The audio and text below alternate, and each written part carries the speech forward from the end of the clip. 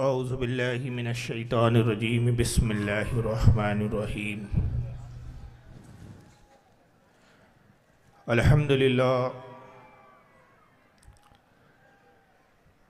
अल्हम्दुलिल्लाहि रब्बिल आलमीन वल आक़िबतु लिल मुत्तक़ीन वस्सलातु वस्सलामु अला मन काना नबिय्यु आदमु बैनल माइ वत्तीन क़ाल अल्लाहु तबारक व तआला फ़िल क़ुरआनिल मजीद वल फ़ुरक़ानिल हमीद इन औलियाहु इल्लल मुत्तक़ून सदक़ल्लाहुल अज़ीम सदक़ा सादिक़ुल मस्दूक़ अलैहि सलातो व तस्लीम इन्नल्लाहा व मलाइकतहु युसल्लूना अलन नबी या अय्युहल्लज़ीना आमनू सल्लु अलैहि व सल्लिमू तस्लीमा अल्लाहुम्मा सल्लि अला सय्यिदिना मौलाना जद्दिल हसन वल हुसैन व अला आलिहि व अस्हाबिहि व अहले बैतिहि व ज़ुर्रिय्यतिहि व बारिक व सल्लिम सलातन दाइमन कसीरन कसीरन कसीरा। तेरे गुलामों का नक्श कदम है राह खुदा, सुभान अल्लाह। तेरे गुलामों का नक्श कदम है राह खुदा, वो क्या बहक सके जो ये सुराग लेके चले। सुभान अल्लाह, वो क्या बहक सके जो ये सुराग लेके चले। माशाअल्लाह। और रसूल बलाद बम्बई की सरजमीन से मुतस्सिल और गुजरात से करीब एक दरमियानी इलाका बम्बई और गुजरात की इब्तदाई बॉर्डर के दरमियान का हिस्सा जिसको धानु शरीफ कहा जाता है। अच्छा, सुभान अल्लाह। आज इस खित्ता धानु शरीफ में हम उस सरजमीन पर बैठे हुए हैं कि जो सरजमीन, जो आस्ताना, जो बारगाह कुतुब धानु शेखुल मशाइख कुतुब ज़माना हज़रत सैयदना शेख बाबू शरीफ अलैहि रहमत रिज़वान की सरजमीन है। उनके उर्स पाक की ये तकरीब है, मुबारक तकरीब, जिसमें मैं और आप सब शरीक है। और मस्जिद रसूल पर इस वक्त साहिब आस्ताना साहिब बारगाह भी तशरीफ़ फरमा है और खुशकिस्मती से हमारे के वो आले रसूल भी है। सुभान अल्लाह। गोया आज की इस बज़्म की सरपरस्ती एक आले रसूल फरमा रहे हैं, माशाअल्लाह। साथ ही दिगर उलमाए अहले सुन्नत भी है। चूँकि मैं सबके नाम से वाकिफ़ नहीं हूँ, पहली मरतबा इस इलाके में मेरी हाज़िरी हुई है, तो अभी मुतारिफ़ नहीं हूँ मैं पूरी तरह सबसे, तो नाम बनाम सबका जिक्र करने से माजरत खा हूँ। मजबूरी तौर पर मस्जिद रसूल पर जिस कदर भी उलमाए ज़वील एहतराम तशरीफ़ फरमा है, आइब मसाजिद है, खुतबा हज़रात है, मद्दाखान रसूल है, उन सब के लिए मैं अल्लाह की बारगाह में दुआ गो हूँ। खालिक कायनात हमारे उलमाए अहले सुन्नत को और हमारे अहले सुन्नत की इस बारौनक जमात को जिंदगी रात चौकी तरक्की अता फरमाए। आमीन आमीन इनके आमीन। दीनी और दुनियावी तमाम मामलात में बरकत अता आमीन। और आप सामाइन के लिए भी दुआ गो हूँ कि अल्लाह ताला इस बारगाह में आपकी हर नेक और जायज़ तमन्ना को कबूल फरमाए। आमीन।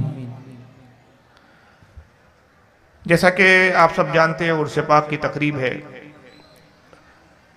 हालांकि मौजू में कुछ और सोच कर आया था, लेकिन फिर यहाँ पर इंतज़ामिया से जो कुछ बातें सुनी और सुबह से लेकर जो अब तक हालत मेरे पेश नज़र है, उन सब को देखने के बाद कुछ मौजू में मुझे तब्दीली करनी पड़ रही है। नागुफ्ता भी हालात इस वक्त कौम मुस्लिम के है। ये मामला सिर्फ आप ही के इलाके का नहीं है, जहाँ जाइए अहले सुन्नत का यही हाल है। बहुत सी बातों को एक हद तक आदमी नज़रअंदाज करता है, जहन झटकता है, सब्र करता है, तहम्मुल से काम लेता है। अगर हर बात पे नोटिस ले, हर बात पे आदमी टेंशन ले ले, तो मैं समझता हूँ वैसे ही ज़माने में उम्र कम है और उम्र कम हो जाए। सेहत तो गिरी रही है, जिस्म दवाओं का आदी होता जा रहा है, क्योंकि अल्हम्दुलिल्लाह मैं और हमारे साथी उन मुसलमानों में से है कि जो रसूलुल्लाह सल्लल्लाहु अलैहि वसल्लम की इस हदीस पाक के मुस्दाक है कि आका ने फरमाया वो हम में से नहीं कि जो रात में खाना खाए और इस आलम में सो जाए कि उसको अपनी कौम की लम्हा बराबर फिक्र भी ना हो, अल्लाह वो हम में से नहीं है। एक हकीकी मोमिन बिस्तर पर जाने के बाद कौम की ज़बू हाली को देख के कुड़ता है, फिक्रमंद होता है, कुछ लाए अमल तैयार करता है, कुछ मंसूबे बनाता है और इस उम्मीद के साथ फिर वो सुबह उठता है कि कल का दिन तो चला गया जैसे भी गया, कौम के बुरे हालात मेरे पेश नज़र थे, आज की सुबह शायद कुछ अच्छी हो। लेकिन जैसे जैसे हम क़यामत से करीब जा रहे हैं, कौम मुस्लिम सिर्फ नाम के मुसलमान रह गई है, दीन से दूर होते जा रही है। आज हमारे आमाल, हमारा किरदार, हमारे मामूलात कुछ ऐसे हो गए हैं कि कभी कभी दिमाग में ये आता है कि इस कौम को सिवाय अजाब के कोई और नहीं सुधार सकता। खुतबा के खिताब बेअसर हो चुके हैं, नासे की नसीहतें काम करना बंद कर चुकी हैं, ज़बानों की तासीर ख़त्म हो गई है, रूहानियत तो हमें है ही नहीं, हम अल्लाह के वली तो है ही नहीं कि निगाह उठाई और दिल की दुनिया बदल दें। एक कोशिश करते हैं कि अल्फाजों के ज़रिए, गुफ्तगू के ज़रिए कुछ अपनी बातें दिलों में उतार सकें और कौम को राह रास्त पर लाने की कोशिश करें,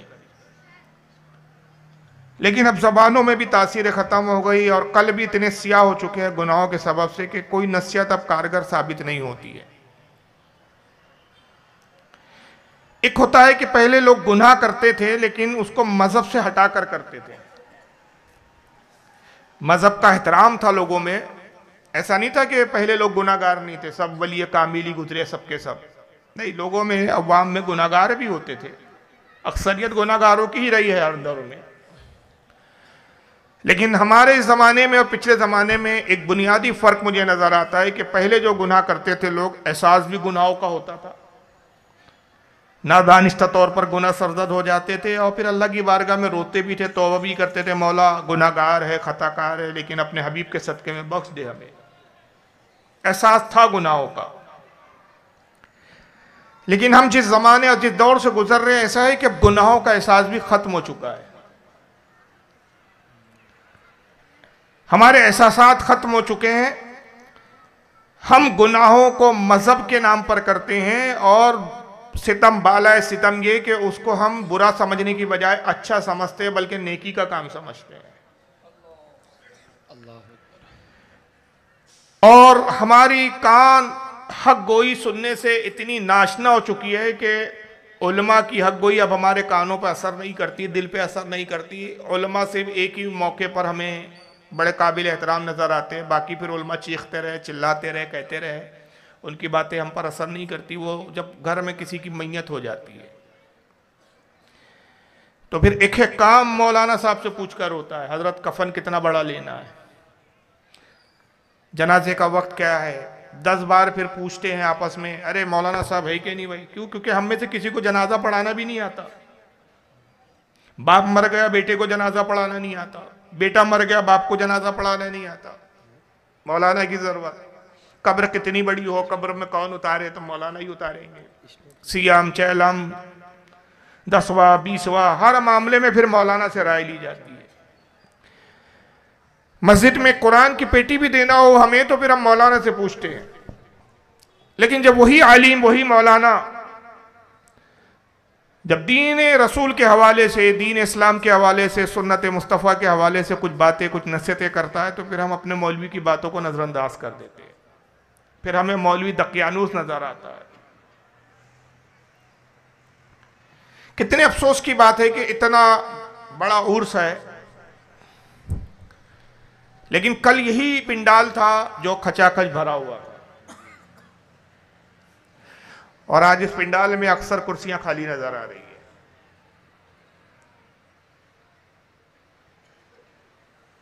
वजह क्या है? शाह अब्दुल अजीज मोहदी से देहलवी से किसी ने वाज़ेह तौर पर पूछा, और जिस जुमले में पूछा वही जुमले बयान कर रहा हूं। शाह अब्दुल अजीज मोहदी से देहलवी से पूछा गया है कि हुजूर क्या बात है कि लोग वाज़ व नसीहत में आते नहीं और आ जाए तो सोने लगते, ऊँघ आने लगती है, सुस्ती आने लगती है, मगर राग व सुरूर की महफिल हो, कव्वाली की महफिल हो तो लोग बड़ी तादाद में भी आते हैं और पूरी पूरी रात गुजार देते हैं। मजाल है कि एक लम्हा भी उनकी पलकें झपकें। इसका सबब क्या है, इसकी वजह क्या है? हज़रत शाह अब्दुल अजीज मोहदी से देहलवी रहमतुल्लाह अलैह ने फरमाया कि ये बताओ कि दो बिस्तर हो, एक नरम गद्दों का बिस्तर हो और एक कांटों भरा बिस्तर हो, और तुमसे कहा जाए कि इस कांटे भरे बिस्तर पे सो जाओ, तो मुझे बताओ कि क्या उस कांटे भरे बिस्तर पे तुम्हें नींद आएगी? सवाल करने वाले साहिल ने कहा कि हुजूर कांटे के बिस्तरों पे कैसे नींद आ सकती है? कहा अच्छा फिर अगर नरम गद्दे पे सोने के लिए कहा जाए तो कहा उस पर तो बड़ी अच्छी नींद आएगी। कहा कि ये जो वाज़ों में नसीहत की महफिलें होती है, जो तकारीर होती है, ये नरम गद्दों की मानींद है कि इसमें बंदे को सुकून मैसर आता है, इसलिए नींद भी आने लगती है, सुस्ती भी आने लगती है। और ये जो रंग और राग की महफिलें होती है, ये कांटों के बिस्तर की तरह है कि आदमी इन महफिलों में जब जाता है तो चैन नहीं होता, उसको बेचैनी होती है, लेकिन गलत फहमी है कि उसी में उसको सुकून महसूस होता है।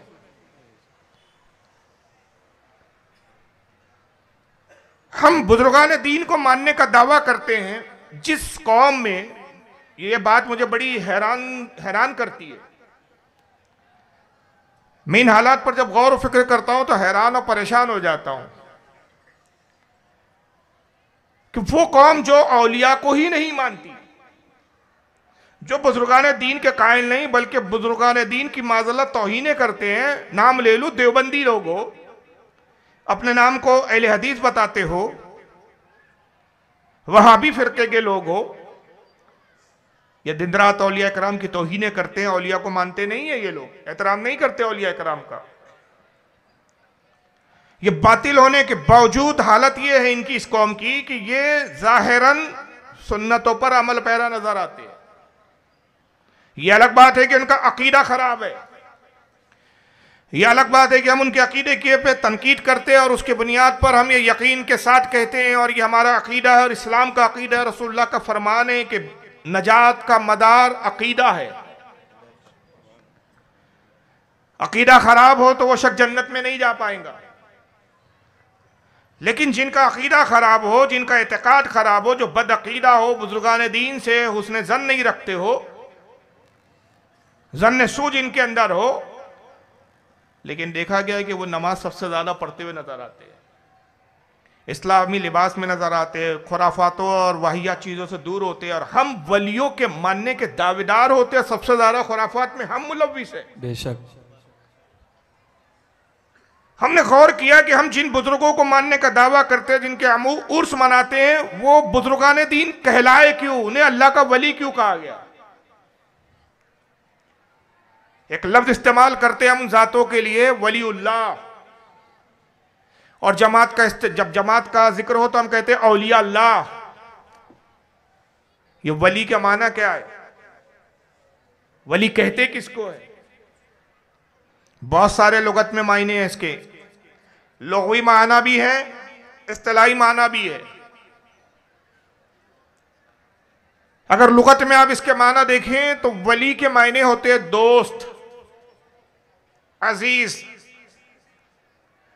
और एक माना होते अकरब। अब अकरब का और थोड़ा आसान कर दूं, क्योंकि उर्दू से आजकल हमारी कौम का हाथ और तंग है, क्योंकि उर्दू जो वो जबान है कि जो हमारे मजहब की बहुत अच्छे ढंग से तर्जमानी कर सकती है। अरबी जबान को अगर सबसे अच्छे ढंग से तर्जमा किया जा सकता है तो वो उर्दू जबान है, क्योंकि उर्दू फारसी और अरबी से ही निकली है। लेकिन अरबी को तो हम बरसों हो गए छोड़ चुके हैं, कुरान तो हम पढ़ते नहीं है, अरबी जानना और समझना तो दूर की बात है, हम नाजरा भी नहीं पढ़ते। अब रह गया था उर्दू, तो उर्दू को भी छोड़ते जा रहे हैं।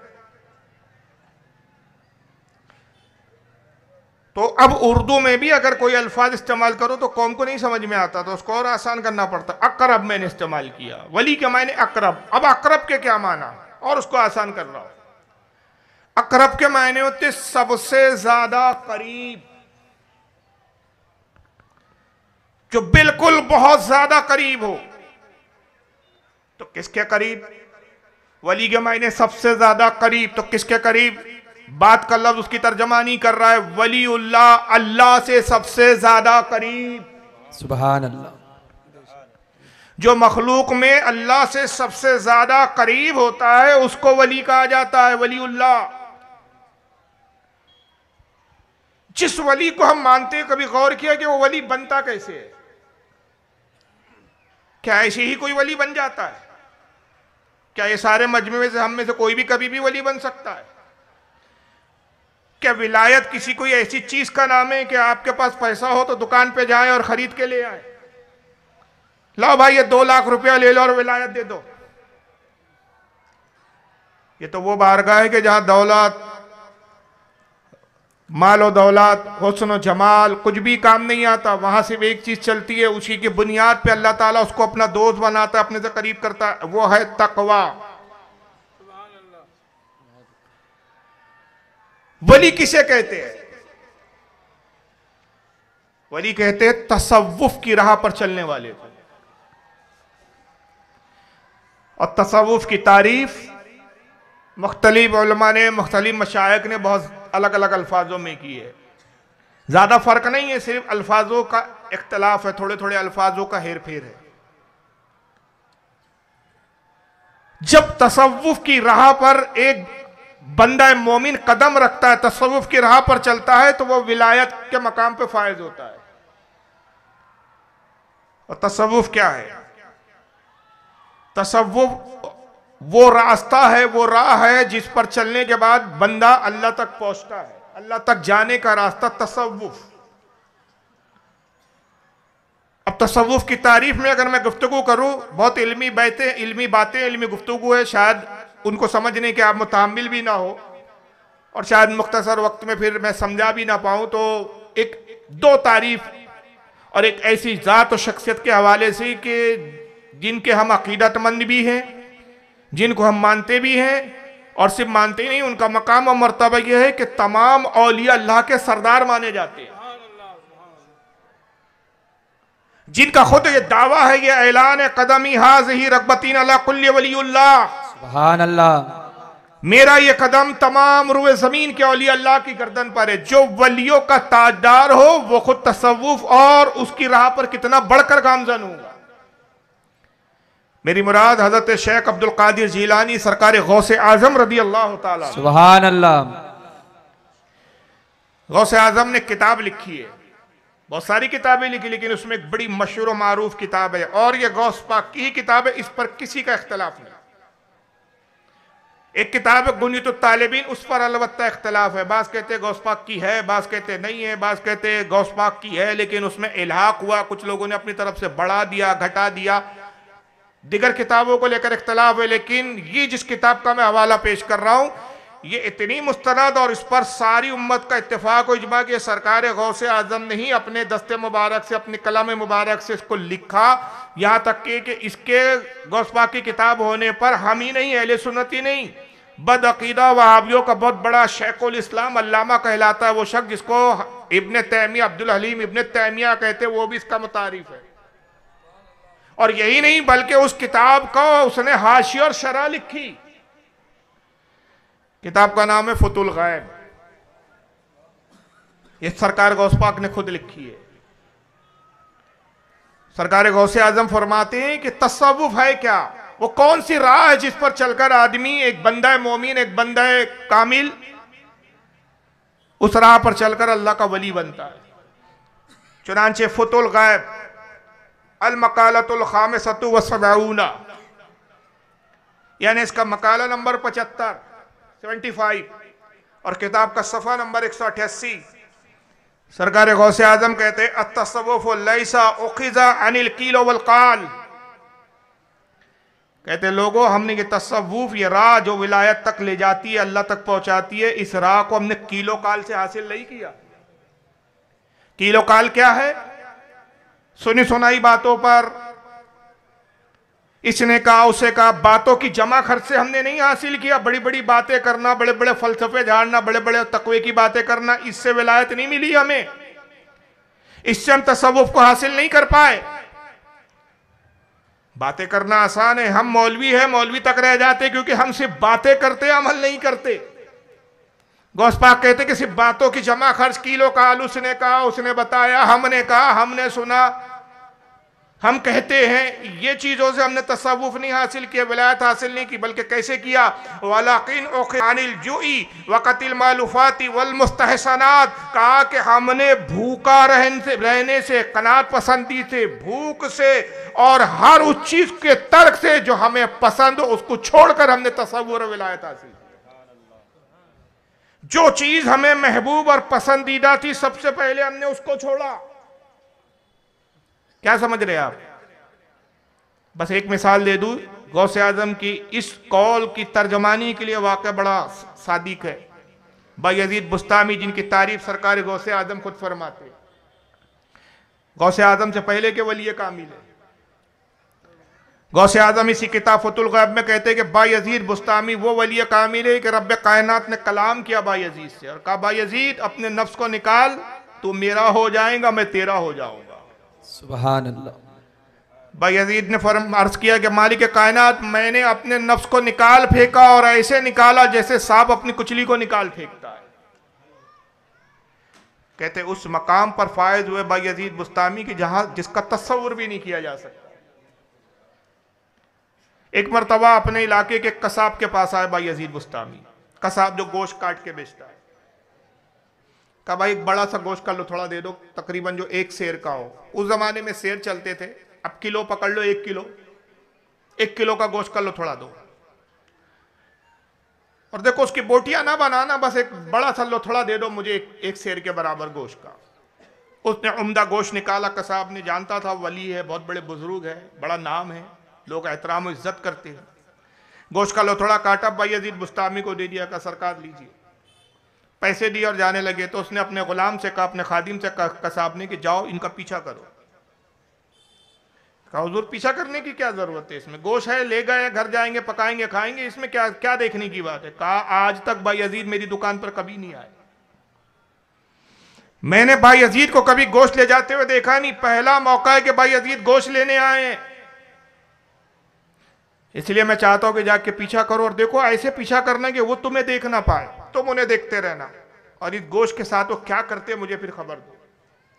मैं जानना चाहता हूं कि आज बायजीद आखिर ये गोश्त का करना क्या चाहते हैं। जो शख्स कभी जिंदगी में आज बुढ़ापे की उम्र तक पहुंच गया है, बचपन से लेकर जवानी और जवानी से इस बुढ़ापे की उम्र तक कभी मेरी दुकान पर गोश्त लेने ना आया हो, पहली बार गोश्त लेने आया, आखिर इस गोश्त से क्या करना चाहते हैं मैं जानना चाहता हूं, मुझे तजस्सुस है, जुस्तजू है इस बार।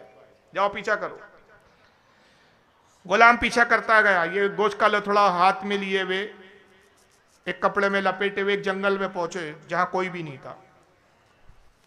एक पत्थर पे गोश्त के लथड़े को रख दिया, बहुत देर तक देखते रहे, बहुत देर तक। ये भी छुप कर देख रहा है दरख्त के पीछे से, भाई अजीब आदमी है, गोशी को देखे जा रहे हैं, क्या है ये मामला। बहुत देर तक गोश्त को देखते रहे और उसके बाद ये कहकर वहां से हटे कि कहा कि ऐ बायजीद के नफ्स, आज तक मैंने तुझे इससे महरूम रखा, मगर आज तू बड़ा उछल रहा था कि आज गोश्त खाना चाहता है।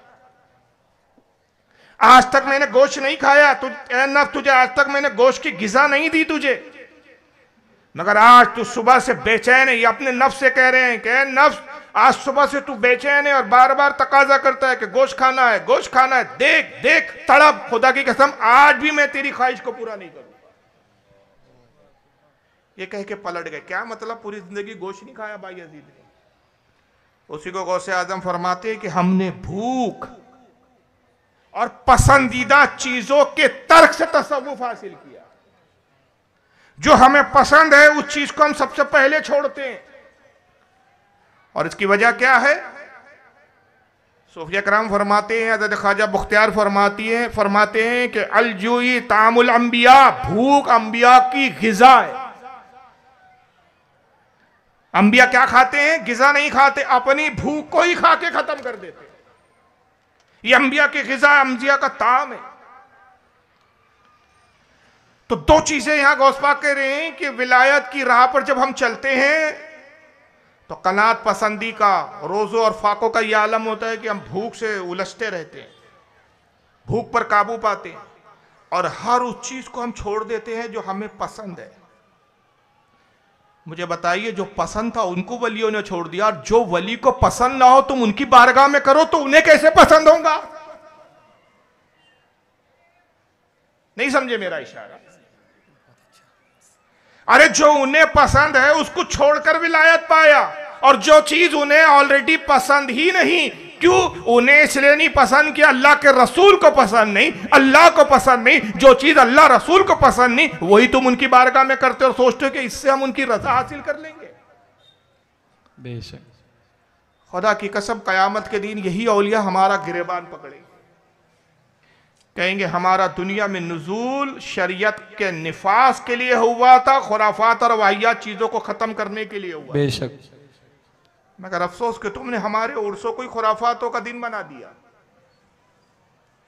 जिब्रील अलैहिस्सलाम बतौर इम्तिहान हाजिर हुए, अर्ज की मौला के तूने अपने इब्राहिम को खलील बनाया, इजाजत दे कि मैं इम्तिहान लूं कि वाकई इब्राहिम तेरे खलील है या नहीं।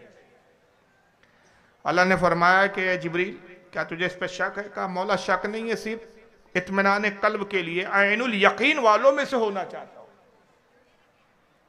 एक सनद कायम हो जाए कि वाकई तूने इब्राहिम को खलील बनाया तो इस लायक है कि वो तेरे खलील कहलाए, मुझे इजाजत दे मैं इम्तिहान लूं। अल्लाह ने फरमाया इजाजत। इंसानी शक्ल में आए, फरिश्ते हैं, और अब की उन अल्फाजों में तारीफ और तौसीफ बयान की जो इब्राहिम अलैहिस्सलाम ने पहले कभी नहीं सुनी थी। जब कानों में आवाज आई, अपने खेत में काम फर्म कर रहे थे, खुश हो गए कि ये मेरे रब की कौन तारीफ बयान कर रहा है। उस तरफ पहुंचे क्योंकि जिब्रील अलैहिस्सलाम इंसानी शक्ल में थे। कहा कि ऐ इंसान कौन है तू जो मेरे रब की उन अल्फाजों में तारीफ बयान कर रहा है जो मैंने आज तक नहीं सुनी। कहा कि इब्राहिम मैं भी दीन तौहीद पर कायम हूं, यकता परस्ती का कायल हूं, एक खुदा के मानने का कायल हूं, एक खुदा की परस्तिश करता हूं, मैं मोमिन काबिल हूं, मैं बुतों से बेजार में से हूं। कहा कि तूने खुश कर दिया मेरे दिल को, मेरे रब की तारीफ बयान कर। कहा इब्राहिम अगर मैं रब की तारीफ बयान करूं तो क्या दोगे बतौर इनाम? क्या मुफ्त में ही अल्लाह की तारीफ सुनना चाहते हो? ये अल्लाह के नबी इब्राहिम है जो रब की तारीफ और तौसीफ के लिए सब कुछ कुर्बान करना चाहते हैं, और या हम मुफ्त में भी अपने रब की तारीफ और तौसीफ सुनने के लिए आना नहीं चाहते। अल्लाह अकबर। हमें मजा मस्ती चाहिए जिसमें हमारे नफ्स को सुकून हुआ। इब्राहिम ने कहा कि अगर तुमने मेरे रब की तारीफ बयान की और उन्हीं अल्फाजों में जो तुम अभी पढ़ रहे थे बयान कर रहे थे, तो ये जितनी खेतियां जमीन है ये सब तुम्हारी। कहा फिर सुनो, जिब्रील ने तारीफ बयान की अल्लाह की। कहा कि जब तारीफ तौसीफ बयान करके खामोश हुए, कहा कि सारी ज़मीनें मैंने तुम्हारे नाम की, आज से तुम इसके मालिक, मगर मेरे रब की और तारीफ बयान करो, मेरा दिल अभी भी भरा नहीं है। हज़रत जिब्रील अलैहिस्सलाम अर्ज करते इब्राहिम अब क्या दोगे अगर मैं फिर दोबारा रब की तारीफ और तौसीफ में कुछ कलाम करूं? कहा जितनी भेड़ बकरियां हैं सब तुम्हारे नाम है। फिर जिब्रील ने रब की तारीफ और तौसीफ बयान की, कुछ पूरी भेड़ बकरियां दे दी। फिर इरशाद फरमाते जिब्रील और बयान कर मेरे रब की तारीफ। ए इब्राहिम अब क्या दोगे? कहा कि जितने मेरे घर है, घर में जितने मालो दौलत है और जो कुछ मेरा लिबास कपड़े सब मैंने तेरे नाम कर दिए, मेरे रब की तारीफ बयान कर। जिब्रील ने फिर तारीफ बयान की। फिर इब्राहिम अलैहिस्सलाम को जोश आया, तस्कीन नहीं हो रही है, फिर कहते हैं कि ऐ शख्स ऐ इंसान और मेरे रब की तारीफ बयान का। कहा जी इब्राहिम अब तो सब कुछ दे चुके, अब क्या दोगे? कहा कि हाँ अब कुछ नहीं बचा, मैं अपने आप को तेरी गुलामी में देता हूं, तू आज से मेरा आका, मैं तेरा गुलाम, मगर मेरे रब की तारीफ बयान। सुभान अपने आप को फरोख कर दिया।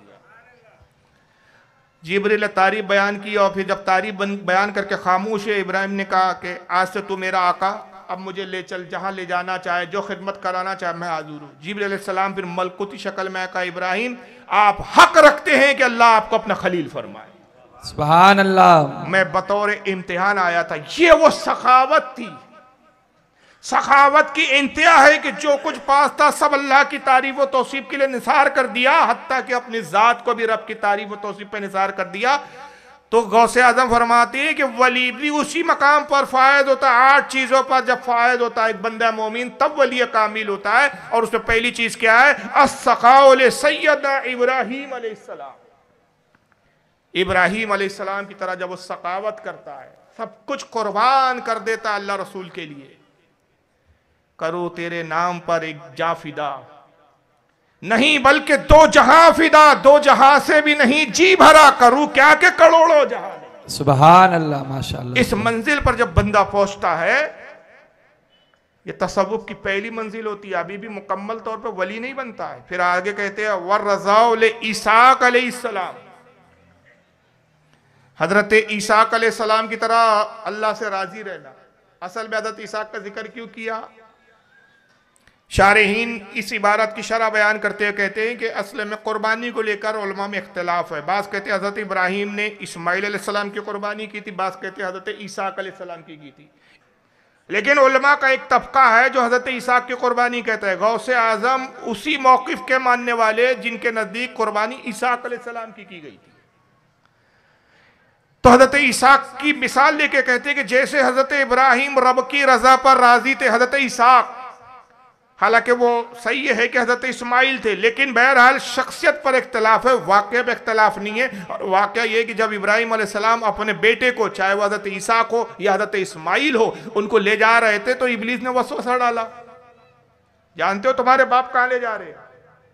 कहा वो एक बड़े अजीज, एक बहुत बड़े जाओ हशम रखने वाली ज़ात और शख्सियत क्या दावत में ले जा रहे हैं।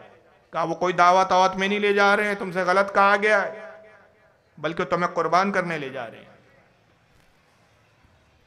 तो हज़रत इब्राहीम या ईसाक ने कहा कि अगर मेरे वालिद अल्लाह की राह में मुझे कुर्बान करने ले जा रहे हैं तो एक ईसाक या एक इस्माइल क्या, ऐसे हजारों इस्माइल और ईसाक अल्लाह की राह में कुर्बान है, हम रब की रजा पे राजी। उस तरफ गौसे आजम इशारा कर रहे हैं। वह सब्र ले अय्यूब अलैहिस्सलाम, अय्यूब अलैहिस्सलाम की तरह सब्र हो। अल्लाह ने आजमाया, आजमाइश में डाला गया, औलादे मर गई, घर बार दौलत तबाह हो गई, घर में आग लग गई, सब कुछ खाक हो गया, सारे बच्चे औलादे इंतकाल कर गई। एक वक्त यह आया कि खुद एक बीमारी और आजमाइश में मुब्तला हुए, इस कदर बीमारी बढ़ी कि कौम ने अपने इलाके से निकाल दिया कि अय्यूब अब हमारी आबादी में मत रहो, ऐसा ना हो कि ये बीमारी हमें लग जाए, हमारे बच्चों को लग जाए। सिर्फ आपकी बीवी थी जिनका नाम रहमत आता है, और ये बात रिवायतों के मुताबिक हजरत यूसुफ अलैहिस्सलाम की पोती थी, आपकी अहलिया थी, बाद ने बेटी भी कहा है। हजरत अय्यूब अलैहिस्सलाम की सिर्फ ये अहलिया मोहतरमा थी क्योंकि नबी का खून था, नबी की औलाद थी, शोहर की फरमाबरदार थी, शोहर को हाल में भी नहीं छोड़ा, आबादी छोड़कर जंगल में आ गए,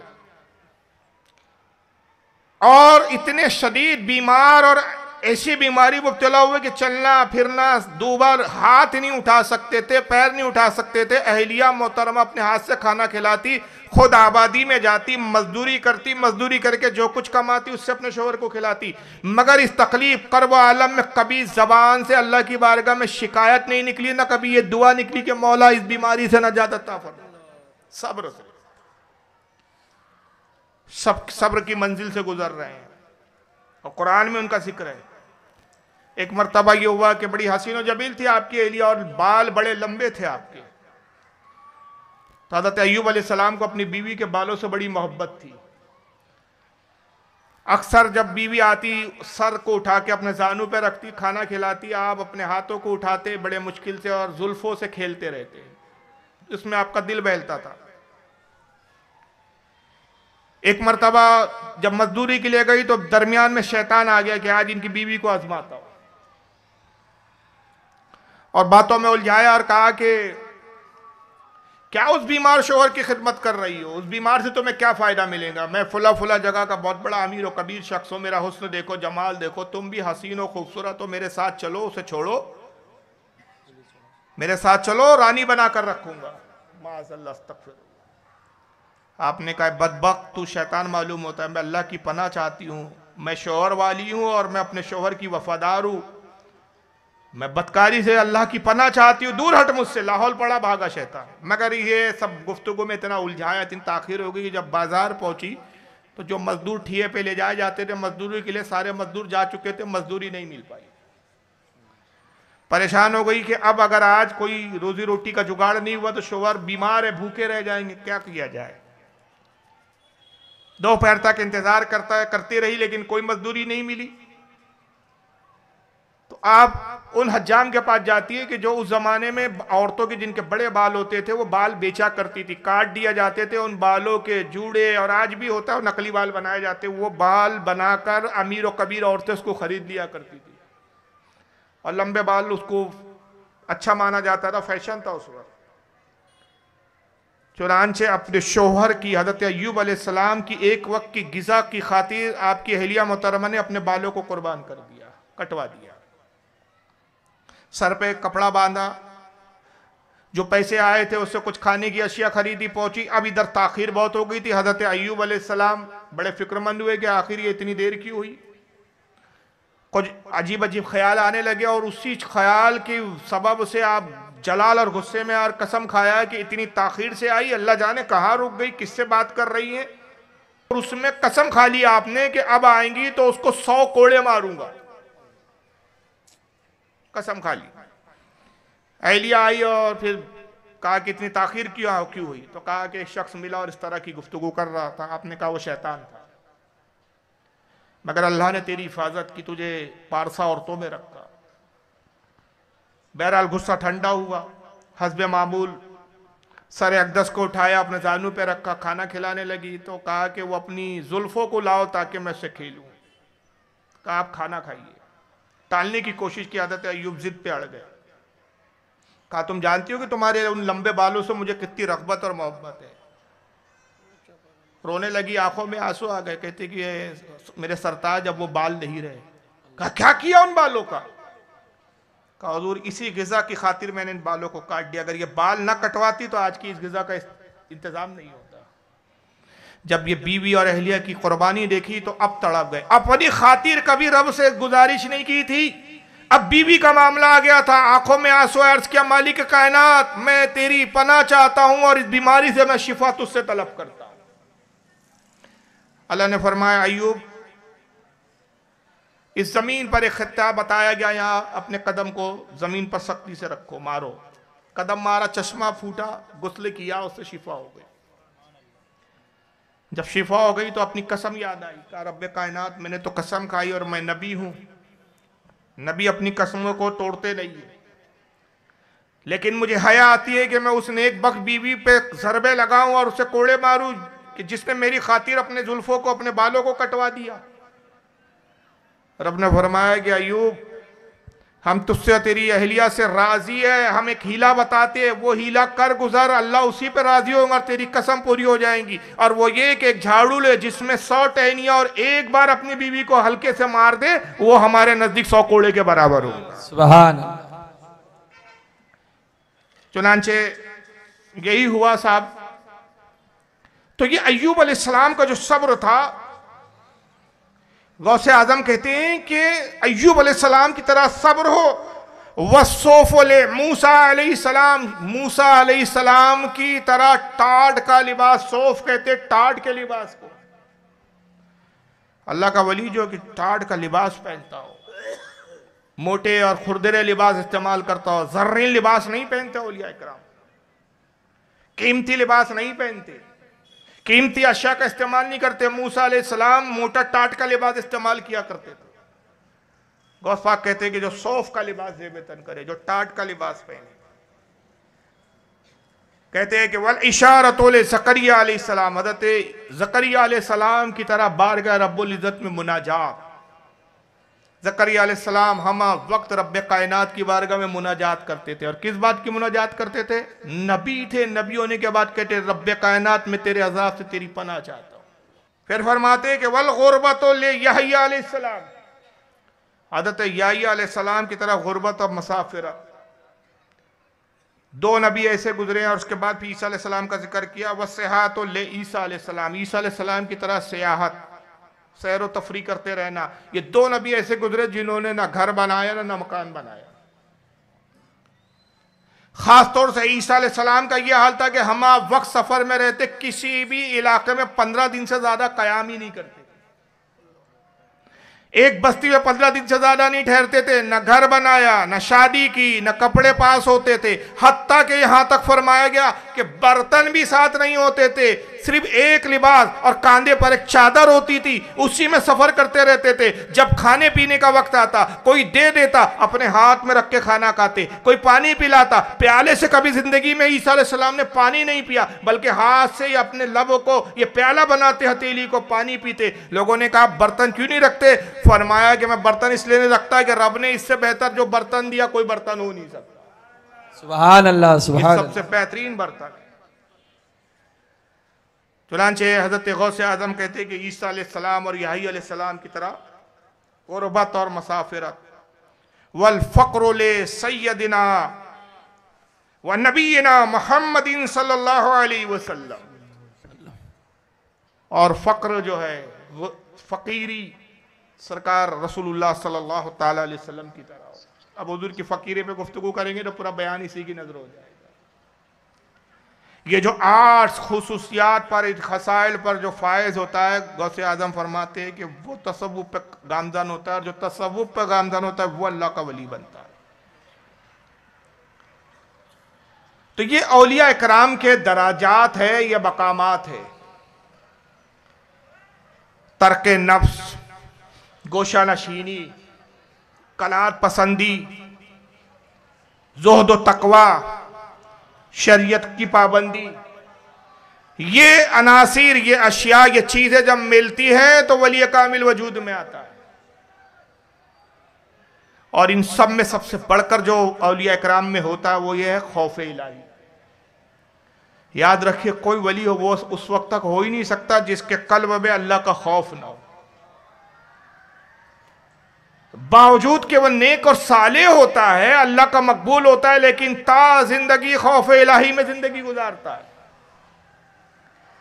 और अगर इस हवाले से गुफ्तगू की चाहे तो बड़ी तवील गुफ्तगू और लंबी हो जाएंगी। सरकार गरीब नवाज का महीना चल रहा है। खुद गरीब नवाज रदी अल्लाह ताला अन्हु की मलफूदात, जिसको ख्वाजा बख्तियार काकी ने तरतीब दिया दलीलुल आरिफीन,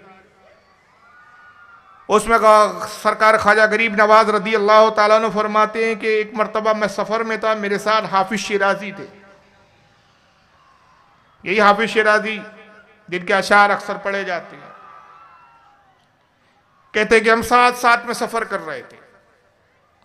एक मकाम पर पहुंचे तो नमाज का वक्त हो गया। सामने ही एक दरिया बह रहा था। मैंने कहा शिराजी यही नमाज पढ़ते हैं, पानी के लिए, वजू के लिए पानी भी है, दरिया है, आओ वजू करे साथ में। फरमाते कि अभी वजू कर रहे थे कि शेख सादी की कुछ गफलत की वजह से उन्होंने जब वजू के लिए हाथ धोया तो खिलाल करना भूल गए। हालांकि ये सुन्नत है, इसके बगैर भी वजू हो जाता है। खिलाल किसे कहते हैं कि जब हाथ धोए तो इस तरह अपनी उंगलियों को इस तरह रगड़े, इसको कहते हैं खिलाल करना। ये इस तरह, ये ताकि ये जो कोर है बीच की, इसमें भी पानी पहुंच जाए, वो करना भूल गए।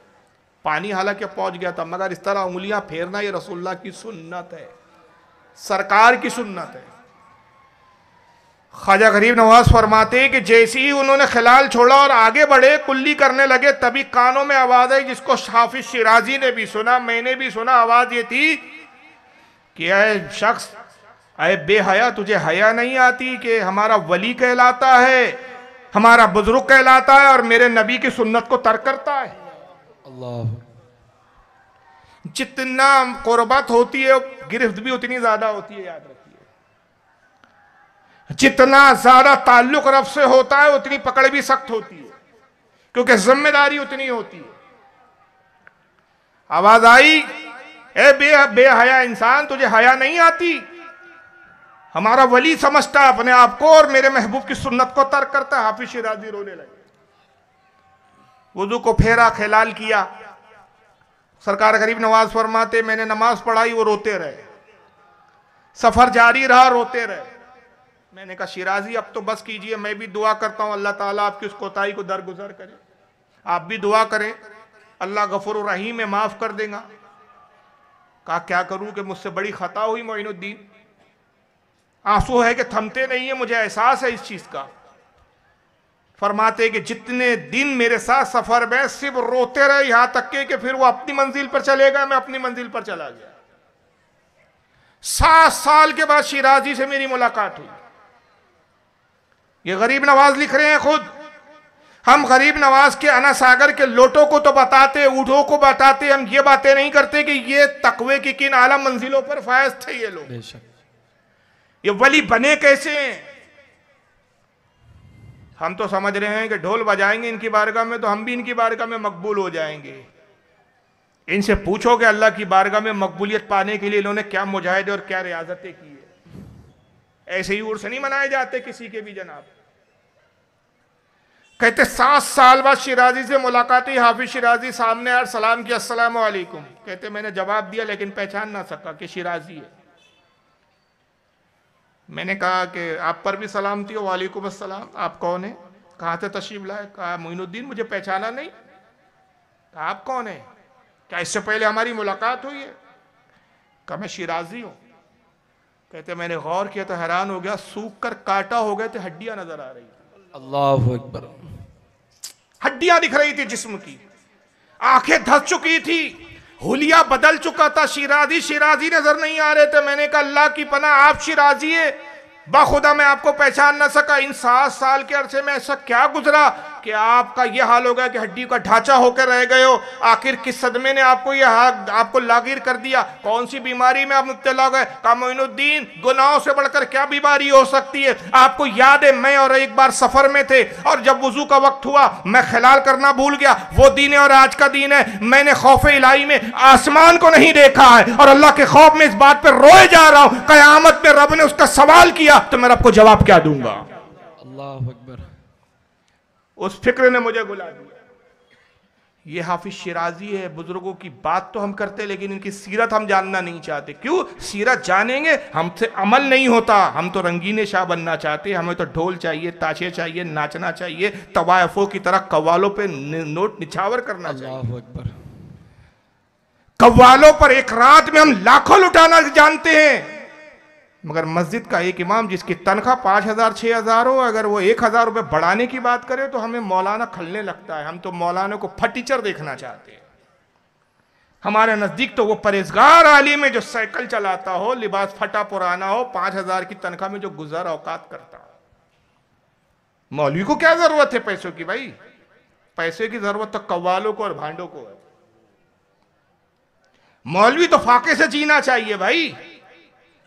मौलवी 10-10 बच्चे पैदा करे, 2 बच्चों के बाद ऑपरेशन करा ले तो हम ही जाके फतवा लाएंगे कि उस मौलवी के पीछे नमाज होंगी कि नहीं जिसने अपनी बीवी का ऑपरेशन करा लिया या अपनी नसबंदी करा ली। बच्चे 10 पैदा कर मौलवी, तनख्वाह 5,000 देंगे तुझे। लेकिन हमारे अपने अखराजात 25-25 30-30 हजार हमारे बच्चों के स्कूल और चॉकलेटों के अखराजात है। ये हमारी जहन हो गया है। हमारा रुपया कहां सर्फ हो रहा हमें मालूम नहीं है। वक्त के बहुत बड़े वली कामिल गुजरे, शाह अब्दुल हक मौदी से देहलवी, नाम सुना है आप में से किसी ने? जी भाई मेरी तकरीर ऐसी होती है, हो सकता है कि आपको बोरियत हो रही हो, मैं जोक नहीं सुना सकता। मैं उन भाड़ मौलियों में से नहीं हूं कि जो आज लतीफे किस्से और जन्नत के टिकट बांट रहे जैसे उनके बाप की जन्नत है। बेशक हक है, बेशक। मैं हवाले से बोलता हूं और चैलेंज से बोलता हूं, किसी की मां ने दूध पिलाया मेरे हवालों को रद्द करके। सुभान अल्लाह, बहुत सही।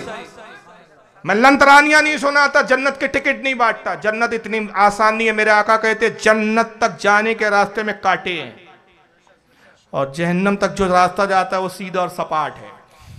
फिसलते जाइए, आपको जाना नहीं पड़ेगा, खुद ही पहुंच जाएंगे। इतनी फिसलन है जहन्नम के रास्ते में। मगर जन्नत तक जाने का जो रास्ता है, आका कहते कांटों भरा है, बदन छील जाते हैं, लिबास फट जाते हैं।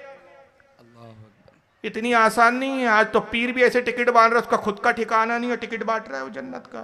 आओ मेरे से मुरीद हो जाओ, मैं भी जन्नत में और तुम भी जन्नत में, तुम्हारे बाप की जन्नत है। बड़े बड़े अंबिया नफसी नफसी करेंगे, हदीस सुनते तो है, कभी गौर नहीं किया।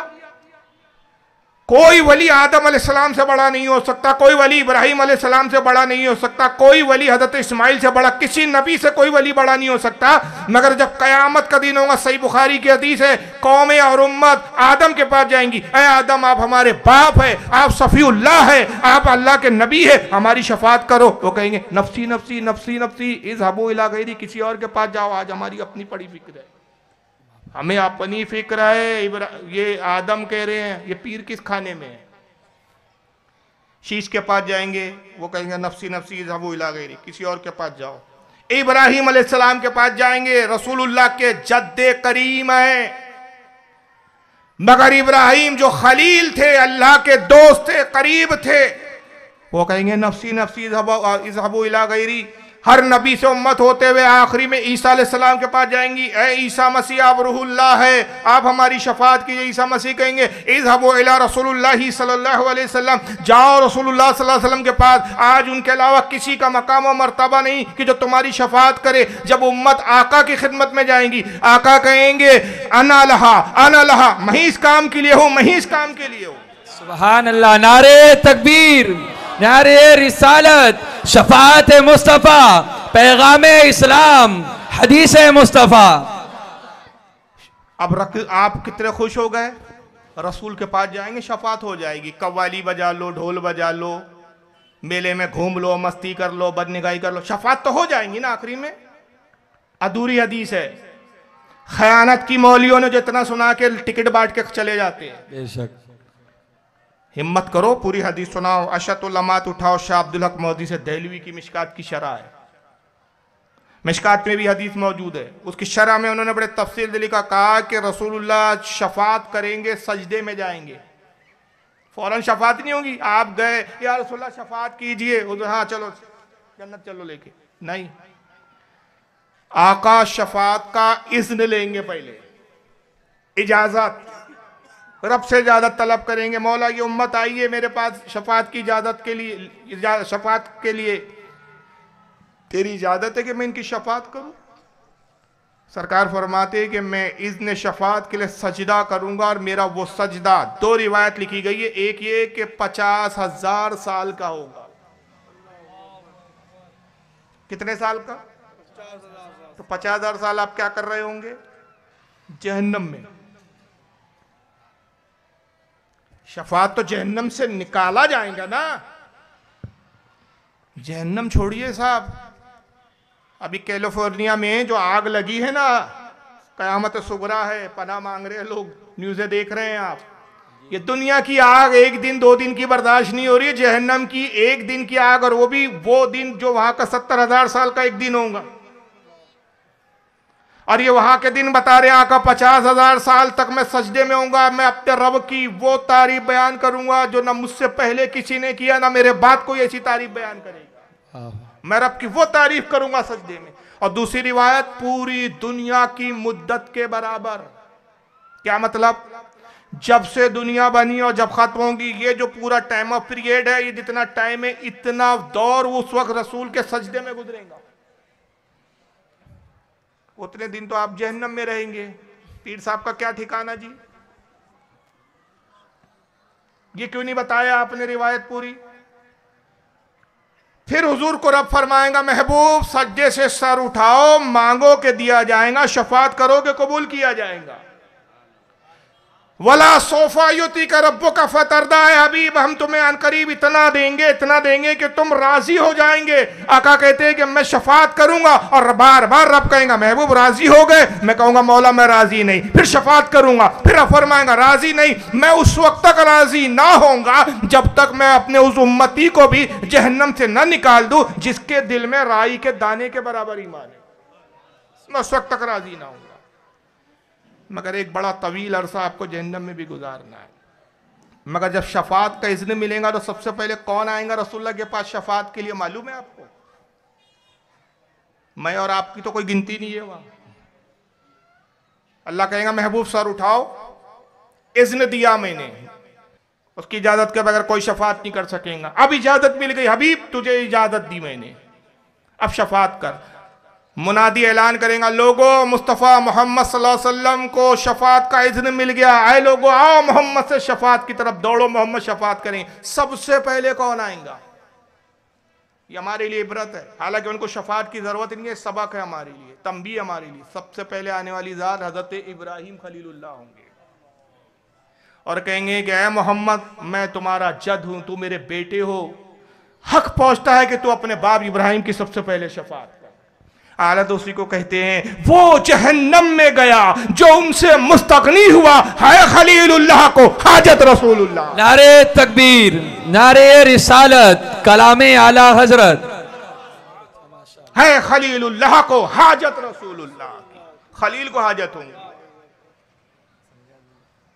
हुजूर अर्ज करेंगे कि ऐ मेरे बाप इब्राहिम, आप तो खलील है, आपको शफात का क्या ज़रूरत, आप शफात फरमाने वाले। कहेंगे कि ऐ मेरे बेटे मोहम्मद, मैं उन खुश नसीबों में से जन्नतियों में कहलाना चाहता हूं कि जो मेरे बेटे मोहम्मद की शफात से गया हो जन्नत, मैं उनमें कहलाना चाहता हूं। ये एक अलग मौजू है, लेकिन बहरहाल मैं अर्ज ये कर रहा था कि हम जन्नत में जाना बड़ा आसान समझते हैं, इतना आसान नहीं है साहब। शेख सादी शिराजी, ये वाक़यात हमारे लिए इबरत है।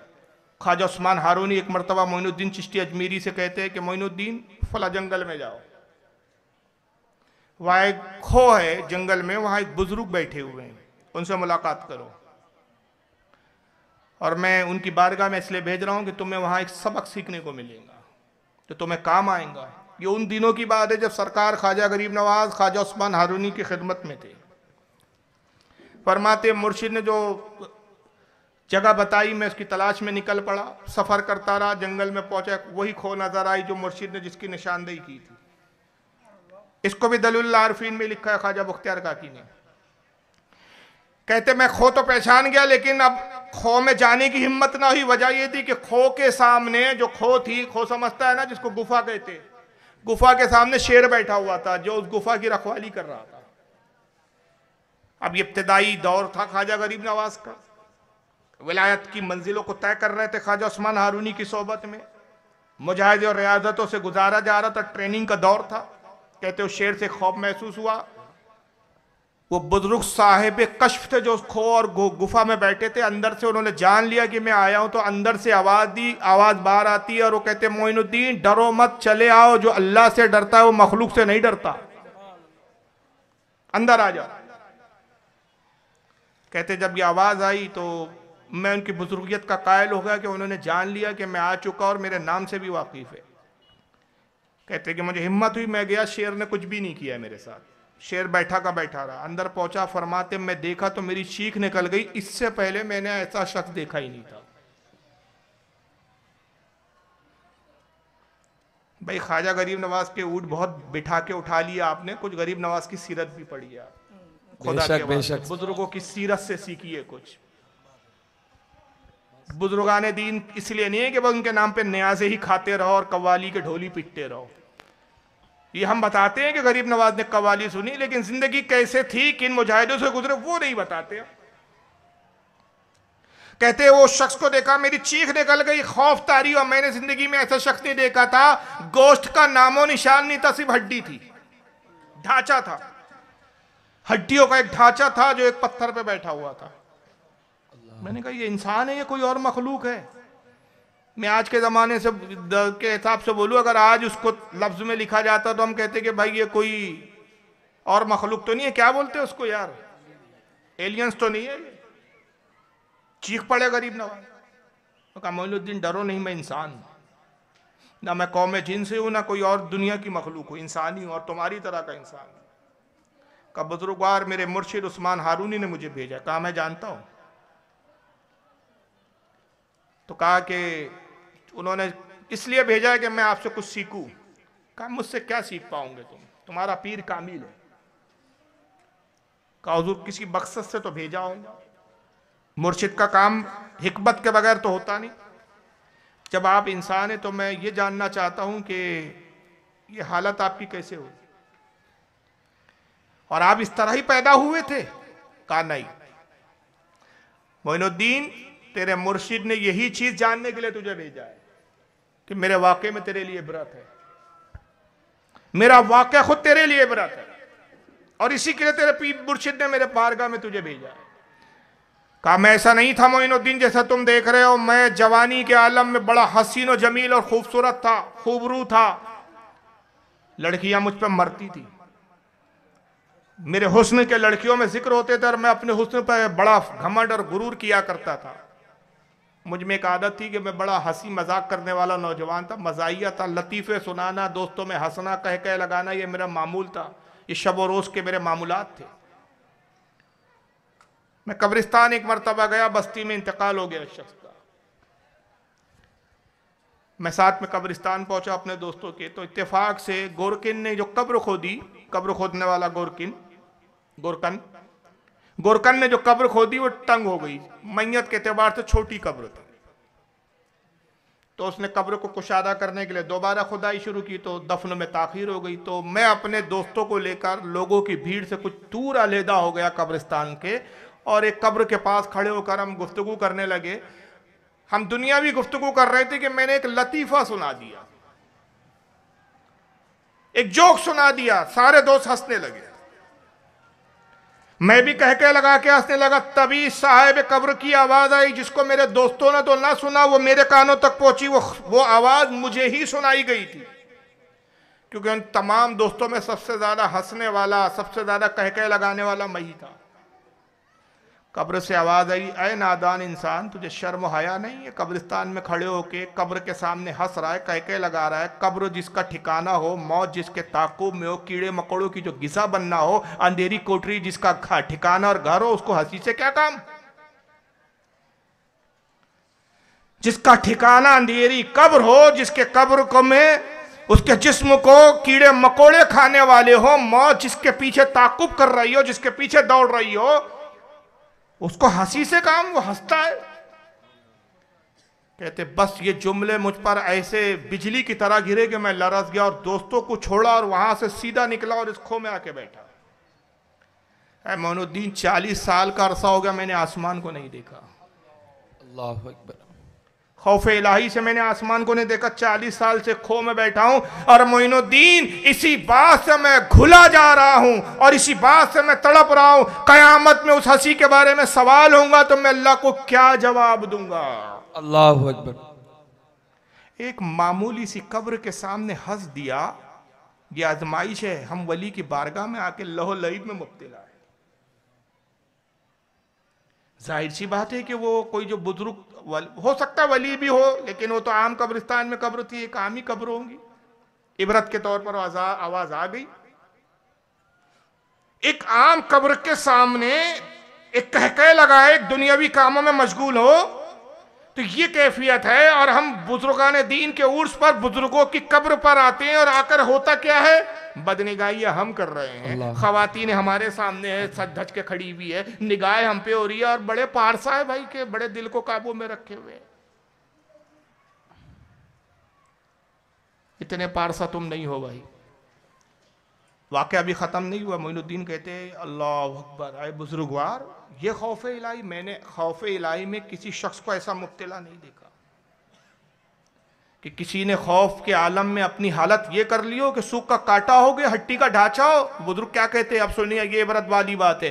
कहा मोइनुद्दीन, बाखुदा इन 40 साल में मैं जो अल्लाह के खौफ में घुल रहा हूं, खौफ इलाही का हक अदा नहीं हुआ। हक तो तब अदा होता कि मैं अल्लाह के खौफ में मोम की तरह बहता और पिघल कर गिर जा, खत्म। अल्लाहु अकबर।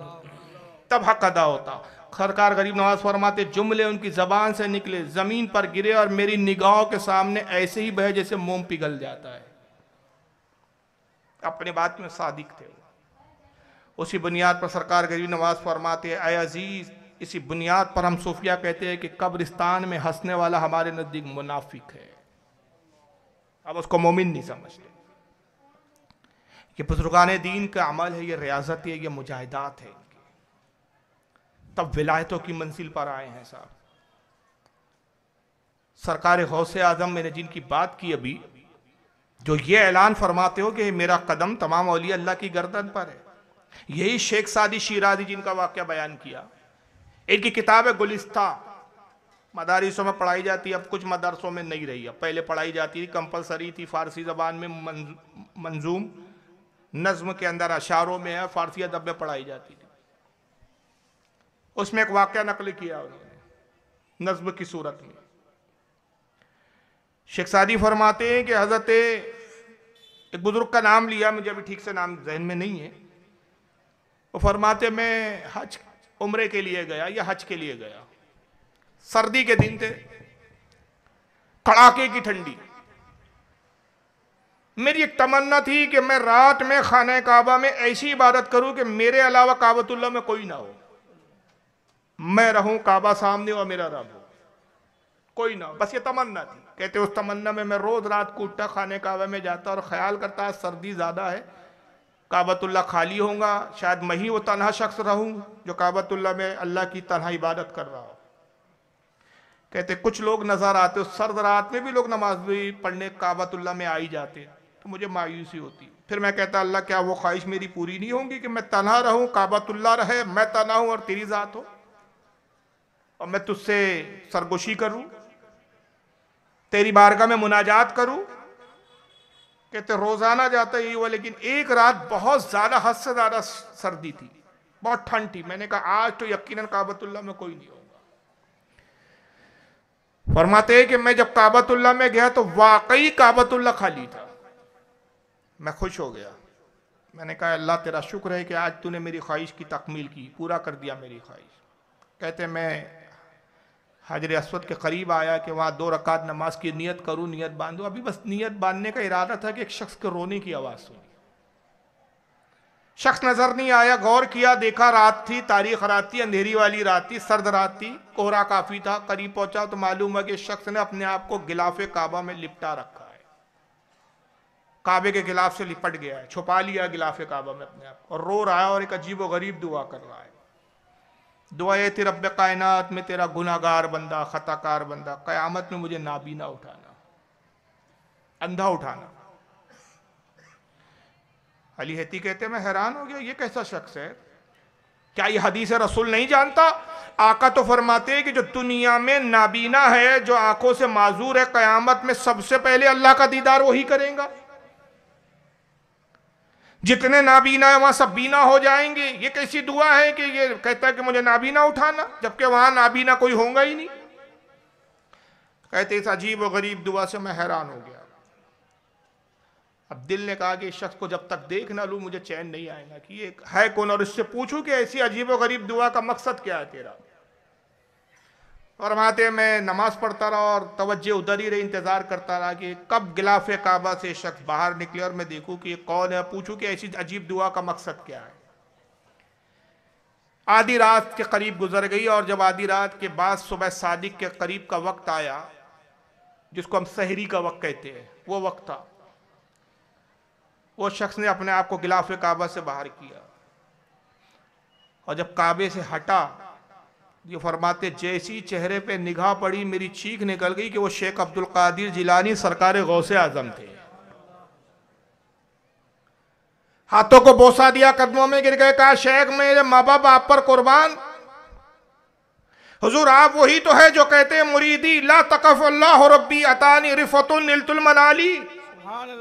ए मेरे मुरीद किसी से खौफजदा ना हो, मैं तेरा शेख हूँ और अल्लाह ने मुझे बड़े बुलंद मकाम अता किए। मुरीदी ला तकवाशीन फाइनी अज़ुमुन कातिलुन इंदल किताली। ए मेरे मुरीद किसी चुगलखोर से तुझे डरने की जरूरत नहीं कि मैं तेरा शेख हूँ और अल्लाह ने मुझे वो तलवार दी जो बहुत तेज है और काटना जानती है। वही तो है ना आप शेख जो कहते हैं कि वलौक़ैतु सिर्री फ़ौक़ मैतीन लिक़ामा बिक़ुदरतिन मौला ताली, मैं अपने राज, अल्लाह ने मुझे अपने राज बस बताए, और अगर मैं अल्लाह के राजों में से किसी एक राज को मुर्दे पे जाहिर कर दूं तो अल्लाह के हुक्म से जिंदा हो जाए। सुभान अल्लाह। शेख आप एक ये दावे करते हैं और उसके बाद आप ये दुआ, इतना तज़ाद। उन्होंने कहा कि वो दावे जो तूने सुने वो तो रब का हुक्म था जो उसने मुझे मकाम और मंजिलत दी कि मैं उसका इजहार करूं, और जो ये तू देख रहा है ये हकीकत है। और हकीकत ये है कि मैं अल्लाह की बारगाह में इसलिए दुआ कर रहा हूं कि रब्बे कायनात क़यामत में मुझे नाबीना उठाना, इसलिए कि जब मेरे जद्द करीम नबी करीम सल्लल्लाहु अलैहि वसल्लम आएंगे और मुझसे कहेंगे कि अब्दुल कादिर तूने मेरी शरीयत की कितनी पैरवी की, तो मुझे अपने गुनाहों पर रसूल के सामने शर्मिंदगी होगी, वो शर्मिंदगी ना हो ताकि हुजूर के चेहरे पे निगाह ना पड़े। इसलिए दुआ कर रहा हूं मौला मुझे नाबीना उठा, कि आका को देखने की शर्मिंदगी ना हो। ये गौसे आजम है जनाब। हम तो सोच रहे एक उर्स में ढोल बजा लेंगे तो जन्नत तो अपने बाप की रखी हुई है। और ये जो करते हो ना आप, ढोलों पे संदल निकालते हो, यहाँ का मसला नहीं है, नागपुर में इससे ज्यादा है। ये मत सोचिए कि मैं बहुत पारसा मुल्क से आया हूँ, पारसा शहर से आया हूँ। ताजुल औलिया के उर्स में से ज्यादा खुराफती होती है। मगर कब सुधरोगे?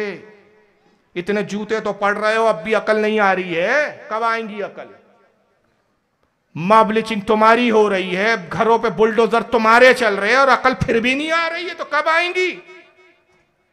इसलिए कहने वाले ने कहा कयामत का आना भी जरूरी है। कयामत खुद बताएंगी कि कयामत का आना क्यों जरूरी था। ये ढोल बाजे क्या है? शाह अब्दुल हक मौदूदी से दहलवी रहमतुल्लाह अलैह की मकतूबात किताब है, जिसमें उन्होंने हजरत एक बहुत बड़े उस जमाने के वली है बाकी बिल्ला, उनसे खतो किताबत होती थी। दोनों वली कामिल है। और शाह अब्दुल हक कितने बड़े वली कामिल है, मस्जिद नबवी में दरस हदीस दिया करते थे। सालों दरस हदीस रसूलुल्लाह की बारगाह में दिया। शाह अब्दुल हक मौदूदी दिल्ली में मज़ार है इनका। हिंदुस्तान में सबसे पहले इल्म हदीस को लाने वाले और राइज करने वाले। देवबंदी हो, सिलसिला हदीस तलामिज़ा, शाह अब्दुल हक पे जाके इख्तिताम पजीर। अहले हदीस हो, उनसे मिलता है। बरेलवी हो, जितने हिंदुस्तान के मुहद्दिसीन आलिम फाजिल गुजरे, ऐसा कोई नहीं किसी भी तबके से ताल्लुक रखता हो जिसका सिलसिला तलामिज़ा शाह अब्दुल हक से जाके ख़त्म ना होता। इल्म हदीस में सब उनके शागिर्दों के शागिर्दों के शागिर्दों के शागिर्द हैं। शाह वलीउल्लाह हो, शाह अब्दुल अजीज़ हो, आला हज़रत फादिल बरेलवी हो, हज़रत अल्लामा फजल खैराबादी हो, अल्लामा नकी हो, लो इधर ले ले देवबंदियों में थानवी हो, गंगोई हो, नाना तवी हो, उधर ले ले हुसैन अहमद टांडवी हो, या साहब वो क्या नाम है हुसैन नज़ीर हुसैन हो, सब का सिलसिला वहीं पर, सबके अब्बा है। मस्जिद नबवी में दरस हदीस देते रहे। सैकड़ों की तादाद में शागिर्द बैठते, हदीसों को कलम बंद करते। मामूल क्या था? जब सरकार के रोजे पर आते, सबसे पहले रसूलुल्लाह के रोजे मौजा शरीफ जालियों के पास जाते, हाथ बांध के सलाम अर्ज करते, अस्सलाम वालेकुम या रसूलल्लाह। सैयदना अबू बकर सिद्दीक के रोजे के करीब रुक करते, सलाम करते, अस्सलाम वालेकुम या अबा बकर, अस्सलाम वालेकुम या अमीरुल मोमिनीन उमर इब्न खत्ताब। आते मस्जिद नबवी के मिंबर पर बैठते, फिर आप हदीस का दर्स शुरू करते।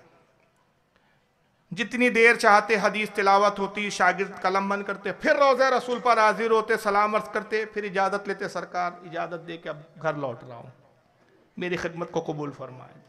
दौर गुजरता रहा, साल गुजरते रहे, दिल की दुनिया जागी, सरकार ख्वाब में तशरीफ़ लाए। अब्दुल हक तेरी खिदमत से हम खुश हुए, हिंदुस्तान जाओ, ये हमारे हदीस को फरोग दो। दो शख्सियत है जिनको आका ने हिंदुस्तान भेजा, मोइनुद्दीन हिंदुस्तान जाओ इस्लाम फैलाओ, अब्दुल हक जाओ दीन का और तबलीग जो है हदीस का इल्म फैलाओ। सुभान अल्लाह, सुभान एक को दीन फैलाने के लिए भेजा, एक को इल्म फैलाने के लिए भेजा। माशाअल्लाह। अब्दुल हक जाओ हिंदुस्तान में इल्म हदीस की खिदमत करो। रोने लगे। आका आपका हुक्म सर आंखों पर, मजाल नहीं है कि आपके हुक्म के खिलाफ वर्जी की जाए, आखिरत तबाह हो जाए उस शख्स की जो आपके हुक्म के खिलाफ जाए। मगर आका गम इस बात का है कि यहाँ मदीने में रहता हूँ, 2 मरतबा रोजाना आपके रोजे की ज़ियारत होती है। आता हूँ आपकी बारगाह में सलाम अर्ज करता हूँ, जाता हूँ आपकी बारगाह में सलाम अर्ज करता हूँ। सरकार हिंदुस्तान जाऊंगा, आपकी बारगाह में हाजिरी से महरूम हो जाऊंगा, आपकी कब्र मुबारक के दीदार से महरूम हो जाऊंगा। आका ने इनाम क्या दिया? अब्दुल हक तुम्हें इनाम इकराम से नवाजा जा रहा है। जब हमने तुझे अपनी बारगाह में कबूल कर लिया, यहाँ आते हो तो हमारी जालियों को देखते हो, हमारी कब्र को देखते हो। हिंदुस्तान जाओ, रोजाना बानफ्स नफीस हमारी जियारत किया करो। सुभान अल्लाह, सुभान अल्लाह। शाह अब्दुल हक तशरीफ लाए खुशी खुशी, और एक दिन ऐसा नहीं था ता जिंदगी के रोजाना रसूलुल्लाह का बानफ्स नफीस जियारत होती। उनके मकतूबात है जो उन्होंने हज़रत शेख बाकी बिल्ला रहमतुल्लाह अलैह से ख़त व किताबत की है। महफिल सीमा पर गुफ्तगू छिड़ गई। ये किताब ओरिजिनल मेरे पास है और मैं जितने हवाले देता हूँ अल्हम्दुलिल्लाह किसी PDF के हवाले नहीं देता हूँ। मुझे मालूम है कब कौन खड़ा हो जाए, कहाँ बोला दिखाओ। मेरे पास जो हॉट कॉपी में होता है उसी के मैं हवाले देता हूँ। ये किताब ओरिजिनल मेरे पास मौजूद। कमाल है कि इसको छापा देवबंद वालों ने। सुन्नियों तो किताबों को, सुन्नियों को तो तौफीक ही नहीं है किताबें छापने की। उनको तो ढोल बजाने से फुर्सत मिले तो ये सब तवज्जे दे। किताबों का काम का ठेका भी उन लोगों ने लेके रखा। सिर्फ ईमान नहीं है, बाकी सब वही कर रहे हैं। ये तो आला हजरत की जात है जो हम जैसे पढ़े लिखे लोगों को सुन्नियत पे बरकरार रखे, वरना तुम्हारे पास है क्या कि जो हम सुन्नी बने रहे। वो तो आलत की किताबें पढ़ो तो समझ में आता है कि मजहब और है, खुराफात ये और है। इससे मजहब से कोई ताल्लुक ही नहीं है। ये हमारी अपने अक्ल के इख्तराज है, खोजे हैं अपनी, हमारी अक्ल की बातें। शाह अब्दुल्ला को उसमें सीमा पे गुफ्तगू छिड़ गई। बाकी बिल्ला ने उनको खत लिखा, कहा कि अब्दुल हक ढोलबाजों के बारे में तुम क्या कहते हो। एक हदीस कोट की उन्होंने, सनद बयान की, ये इन्होंने सुना, इन्होंने सुना, इन्होंने सुना। हदीस क्या है सुनिए, इबरत की हदीस है जनाब। हदीस पाक ये नकल करते हैं कि हजरत दाऊद अलैहिस्सलाम, अल्लाह ने उनको ये मोजेज़ा दिया था कि जब वो कलाम करते, खिताब करते, तौर जब वो ज़बूर पढ़ते तो दरिया का पानी ठहर जाता था। कि तो सही हदीसों में भी आया जिक्र। जब ज़बूर पढ़ते आसमान के परिंदे उड़ते थे, जो जहां होता वहीं मोल्लक हो जाता, ना जमीन पे गिरता ना आगे बढ़ता, कुदरत इलाही से वहीं ठहर जाता जैसे जम गया हो। जैसे हेलीकॉप्टर बीच में रोक दिए जाते हैं ना, उस तरह परिंदे रुक जाते थे। आप हफ्ते में, हर हफ्ते में खिताब करते अपनी कौम से, हज़रत दाऊद अलैहिस्सलाम, और खौफ इलाही पर खिताब होता था। आज कौम की बुरी हालत भी इसलिए है कि इल्ला माशाअल्लाह चंद उलमा है जो नसीहतों पे बात करते, ज्यादातर तो लतीफ़ी सुनाने में वक्त बर्बाद करते। अब जाहिर है कि जब जलसा गाही उमर शरीफ के ड्रामे बन जाए तो फिर इस्लाह किसकी होगी। जब इस्लाह करने वाले ही कोई कार्टून बन जाए खुद, तो फिर कौम से क्या शिकायत की जाए। हजरत मौलाना नकी अली का बात याद आ रही है। असल में देखिए जो याद आ रहा है मैं बताते जा रहा हूं, क्योंकि मैंने अर्ज किया कि मौजू कुछ और था। यहाँ के हालात पर मुझे बोलने के लिए कहा, मुझे यहाँ के हालात ही नहीं पता थे, मैं तो कुछ और तैयारी से आया था। फिर भी मैं कुछ क्लिपें दिखा दूंगा आखिरी में। हालांकि जो मौजूआत है मैं कहता हूँ उसमें क्लिप का कोई मामला ही नहीं है। मेरा मामला जो क्लिप लैपटॉप जब होता है तो फिर वो रद्द वहाबिया करता हूँ, और यह वहाबियों का मसला नहीं है, मसला अपनों से। तो क्या मैं अर्ज कर रहा था, जब शरीफ पढ़े अल्लाहुम्मा सल्ली अला अल्लामा नकी अल्लाहुम्मा सल्ली अला सय्यदना मौलाना मुहम्मद व अला आलिहि व सहबिहि व बारिक वसल्लम सल्लल्लाहु अलैहि या रसूलुल्लाह सल्लल्लाहु अलैहि वसल्लम। अल्लामा नकी अली खां आला हज़रत के वालिद गिरामी, सूरह तफसीर अलम नशरा, इस पर तफसीर पे किताब लिखी है आपने, तकरीबन 850 सफ़े की है। किताब का नाम है अल कलामुल औज़ा फी तफसीर सूरह अलम नशरा। उसमें एक जगह रिवायत नकल करते हैं कि जिस बस्ती में गुनाह बढ़ रहे हो और उस बस्ती का आलिम लोगों को गुनाहों से ना रोकता हो, आका फरमाते उस बस्ती में अब इबलीस की कोई जरूरत नहीं। अल्लाहु अकबर। ये उलमा की जिम्मेदारी है। मगर जब उलमा ही मसनदों पे आके लतीफ़े सुनाए तो फिर इस्लाह कौन करे। जब तबीब ही खुद बीमार हो जाए तो इलाज कौन करे। शाह अब्दुल हक मोहद्दिस दिल्ली फरमाते कि दाऊद अलैहिस्सलाम खिताब करते थे और खौफे इलाही पर खिताब होता। जब खिताब खत्म होता तो हजारों की तादाद में जनाजे उठते थे, खौफे इलाही में लोग मर जाते थे। वो जबान की तासीर थी। आप बड़े अफसुर्दा हुए। मुशरिकीन उस जमाने के जो ईमान नहीं लाए तो उन्होंने ताना देना शुरू कहा कि लोगों दाऊद की मजलिस में ना जाओ कि ये तो हलाकत की मजलिस है, मर जाते हैं लोग इसकी मजलिस में जाते हैं।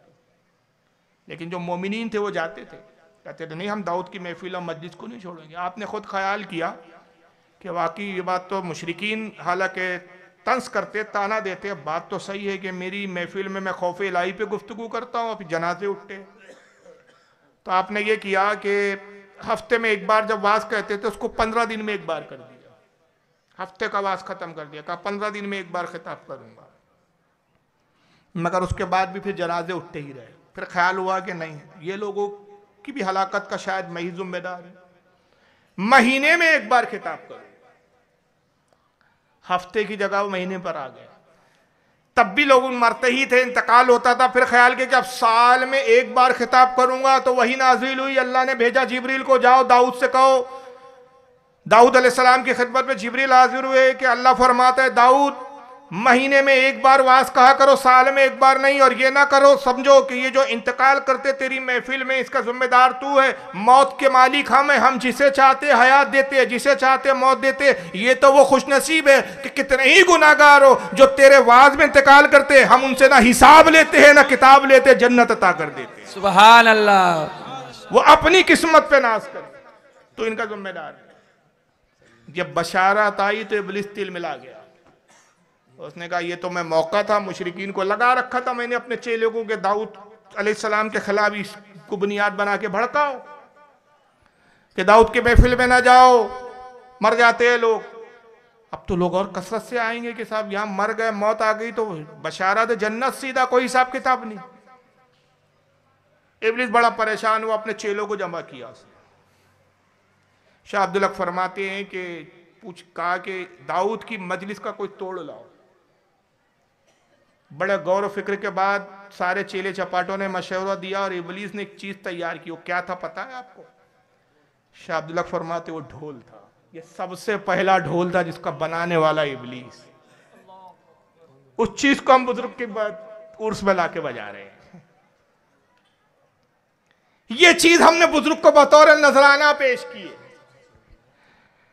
अब वो ढोल बना और उसने फिर कुछ दिन उस ढोल को बजा के सुर और ताल इजाद किए और इस तर्ज पर ढोल बजाया है कि उसको सुनने के बाद एक सुरूर, एक मजा और एक कैफियत तारी हो। और अब इंतजार करने लगा इब्लीस और उसके चेले के किस दिन दाऊद अलैहिस्सलाम की वो महफिल का, वो मजलिस का दिन आए, वो महीने का, वो तारीख, वो वक्त कि जब उनकी महफिल हो और हम लोगों को गुमराह करे। अब वो जैसी वक्त आया, मैदान में होता था खिताब हजरत दाऊद अलैहिस्सलाम का। जनाब दाऊद अलैहिस्सलाम जब मिंबर पर आए, खिताब शुरू हुआ।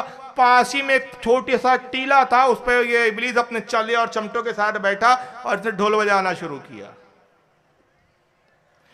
और जब ढोल बजाना शुरू किया तो महफिल में दो लोग तरह के लोग हो गए। एक दाऊद अलैहिस्सलाम की महफिल में बैठे रहे और उसमें से एक तबका उठा, कहा कि ये नई आवाज़ है, ये नया सुरूर है, इसमें एक नया मज़ा है, हमें इसको सुनना चाहिए। दाऊद अलैहिस्सलाम ने आवाज़ दी, लोगों वो इब्लीस है, जो उस तरफ जाएगा वो गुमराह हो जाएगा, जो यहाँ होगा वो हिदायत पाएगा। आका फरमाते लोग रुके नहीं और एक तबका उसके बीच जाके बैठ गया और उसका वो दिल दादा हुआ और वो ढोल बजाने शुरू किए। कहा ऐ लोगों ये ढोल बाजे। अब आका फरमाते ये ढोल बाजे शैतान की आवाज है, जिसने इन्हें सुना वो इब्लीस की महफिल का हिस्सेदार हुआ। अल्लाहु अकबर। और ये वाज व नसीहत अल्लाह रसूल की बातें है, जिसने इसे सुना वो अल्लाह रसूल का वारिस। सुभान अल्लाह। कोई कैफियत आज नजर नहीं आती हमें। ढोल की महफिल हो तो मजमा ज्यादा होता है, वाज की महफिल हो तो कौन सुने? मौलाना वही घिसे पिटे पुराने किस्से सुनाएंगे।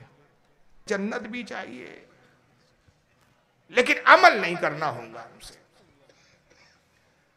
संदल निकल रहे हमारे, ये हालत है। शऊर नहीं है, अकले गुम हो गई। जिस्म हाजिर है, अकले गुम है।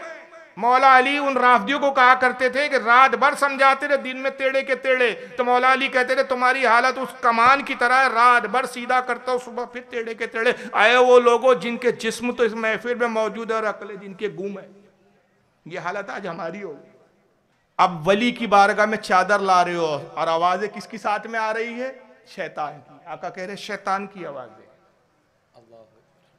सही बुखारी की हदीस है, बुखारी शरीफ में है ये, बादल कुरान जो सबसे अफजल किताब है। आका कहते हैं मेरी उम्मत में जरूर वो लोग होंगे जो तीन चीज को हलाल ठहराएंगे, हालांकि अल्लाह रसूल ने उसको हराम करार दिया।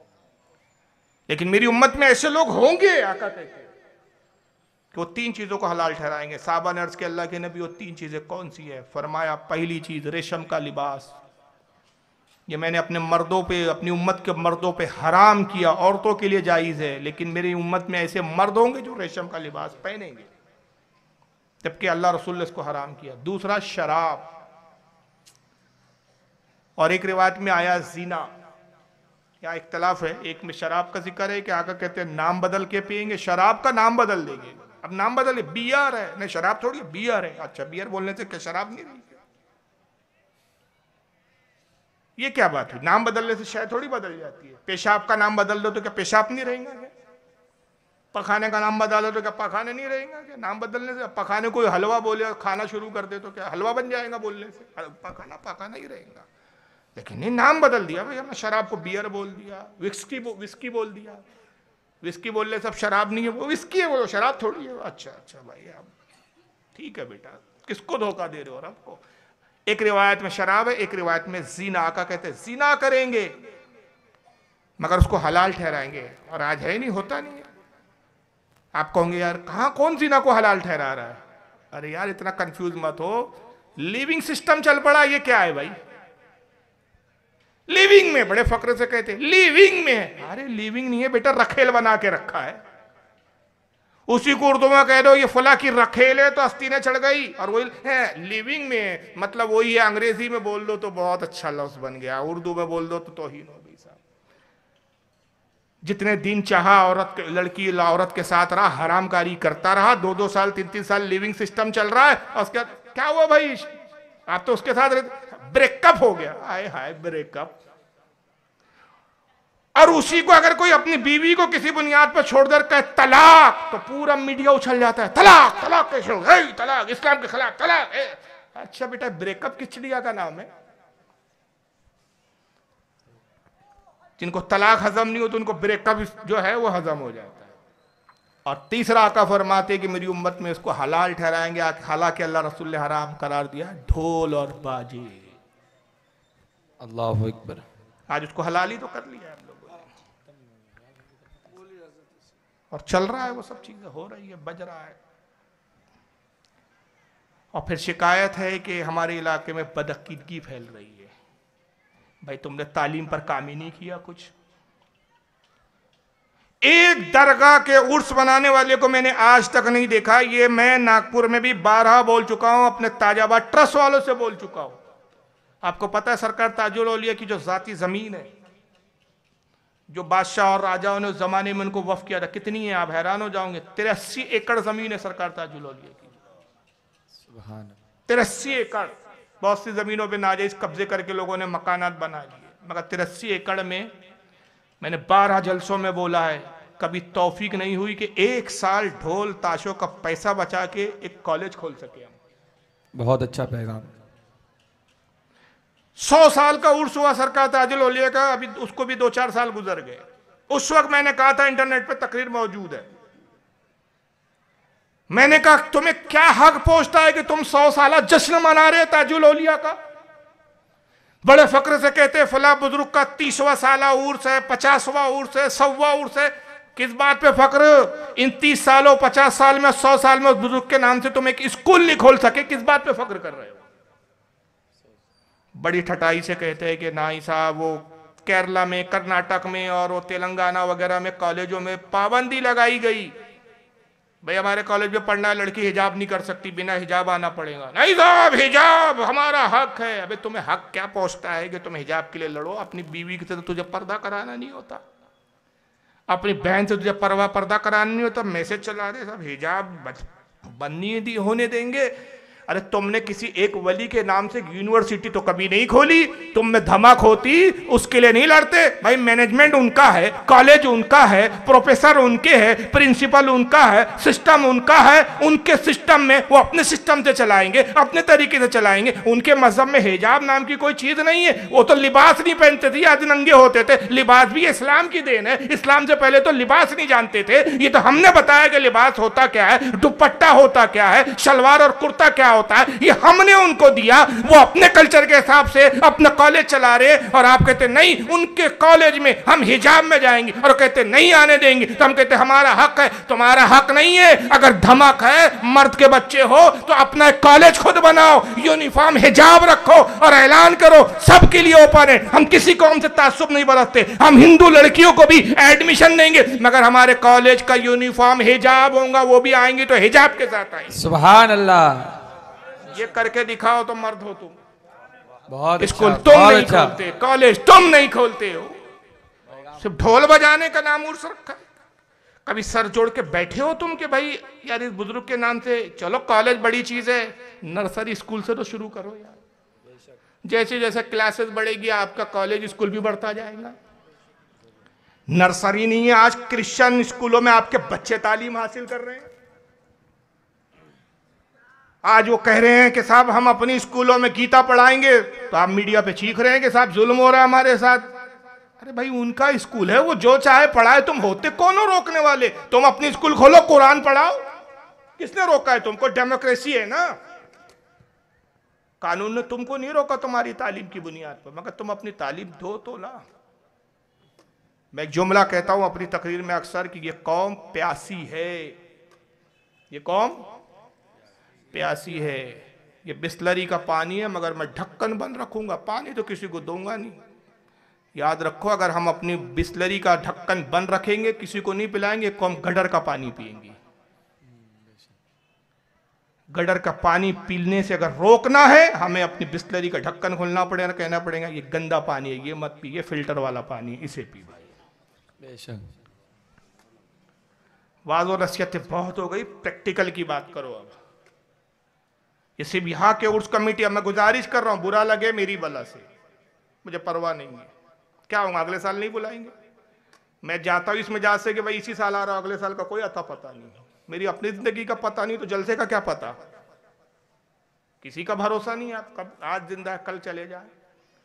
मैं गुजारिश कर रहा हूं भाई, इतनी जमीन है, मैंने देखा, मुझे सुबह जमीन दिखाया कि भाई ये सरकार की जमीन है, क्या नाम है, हजरत शेख बाबू शाह की, ये जमीन है खाली पड़ी है, भाई हजरत के नाम से एक स्कूल खोलो, बहुत अच्छा, एक छोटा सा चैरिटेबल हॉस्पिटल खोलो। हम बातें करते हैं मजहब की, बुजुर्गों की, एक हदीस है और उस पर फिर मैं एक नतीजा देना चाहता हूं कि एक सहाबी रसूल है, नाम अभी जहन में नहीं आ रहा है क्योंकि फिल बदी है, असल में कोई तैयारी से नहीं बोल रहा हूं मैं, इसलिए शख्सियतों के नाम, लेकिन हदीस है बिल्कुल परफेक्ट है, इसका कोई इनकार नहीं कर सकता। नौजवान थे, नई नई शादी हुई, जिहाद पर गए, जिहाद से जब लौटे वापस आए, देखा बीवी बाहर दरवाजे पे खड़ी है, और गालिबन सही बुखारी की हदीस, सही मुस्लिम और सही बुखारी की हदीस है। उन्होंने देखा और जलाल में आकर कहा कि मेरी बीवी और तू बेहया दरवाजे के बाहर खड़ी है, तेरी जरूरत कैसी? वो जो भाला था, वो जो नेजा था उनके हाथ में, जो जिहाद के लिए ले गए, तो वही नेजा लेके बीवी की तरफ दौड़े कि इस नेजे से तुझे कत्ल कर दूंगा। बीवी ने कहा रुकिए मेरे शौहर, मेरे सरताज, सब्र कीजिए, नई नई शादी हुई थी, बिल्कुल 1 या 2 दिन हुए थे, मेरे साथ जो मामला गुजरा उसको पहले देख लीजिए, अंदर आइए। हाथ पकड़ के ले गई तो देखा बिस्तर पे सांप था। ये सांप की वजह से मैं मजबूरन बेपर्दा बाहर आई। रावी हदीस कहते हैं कि उन्होंने नेजा लिया, सांप को मारा, सांप ने पलट कर इनको डस लिया। रावी कहते हैं मैं नहीं, मुझे याद है कि सांप पहले मरा कि वो सांप ही पहले मरा, यानी सांप का भी की भी मौत हुई, इनका भी इंतकाल हो गया। ये बात किसी ने रसूलुल्लाह को भी सुनाई,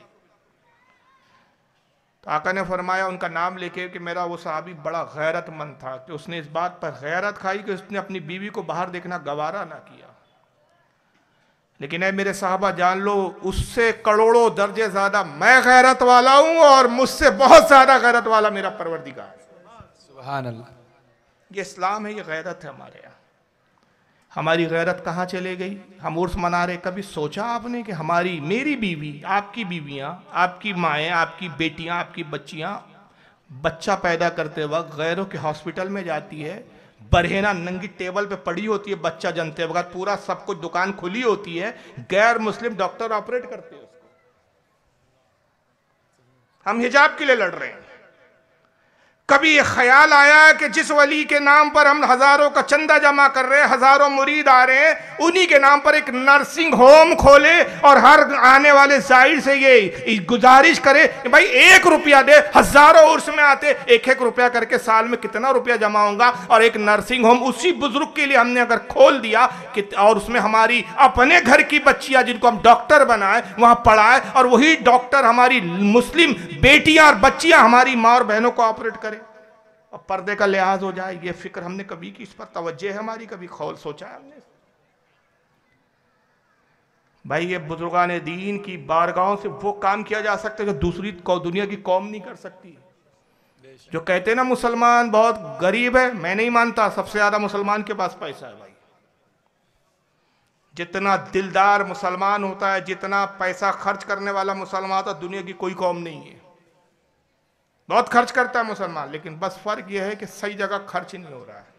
खर्च शादियों में हो रहा है, शादियों के खुराफातों में हो रहा है, कव्वालियों में, गानों में, आर्केस्ट्रों में, नाच, ये चीज़ों में हो रहा है। वही पैसा अगर हम अपने बुजुर्गों के नाम से सही जगह अगर खर्च करें, तालीम की तरफ हम तवज्जो दें। और आका ने तालीम को बताया। सरकार सल्लल्लाहु अलैहि वसल्लम पर सबसे पहली आयत कौन सी नाज़िल हुई थी? इक़रा बिस्मि रब्बिकल्लज़ी खलक़। पढ़ो है महबूब उस रब के नाम से जिसने आपको पैदा किया। यानी हमें पैदाइश के साथ जिक्र किया, बताया कि इंसान के पैदा होने का मकसद ही तालीम है।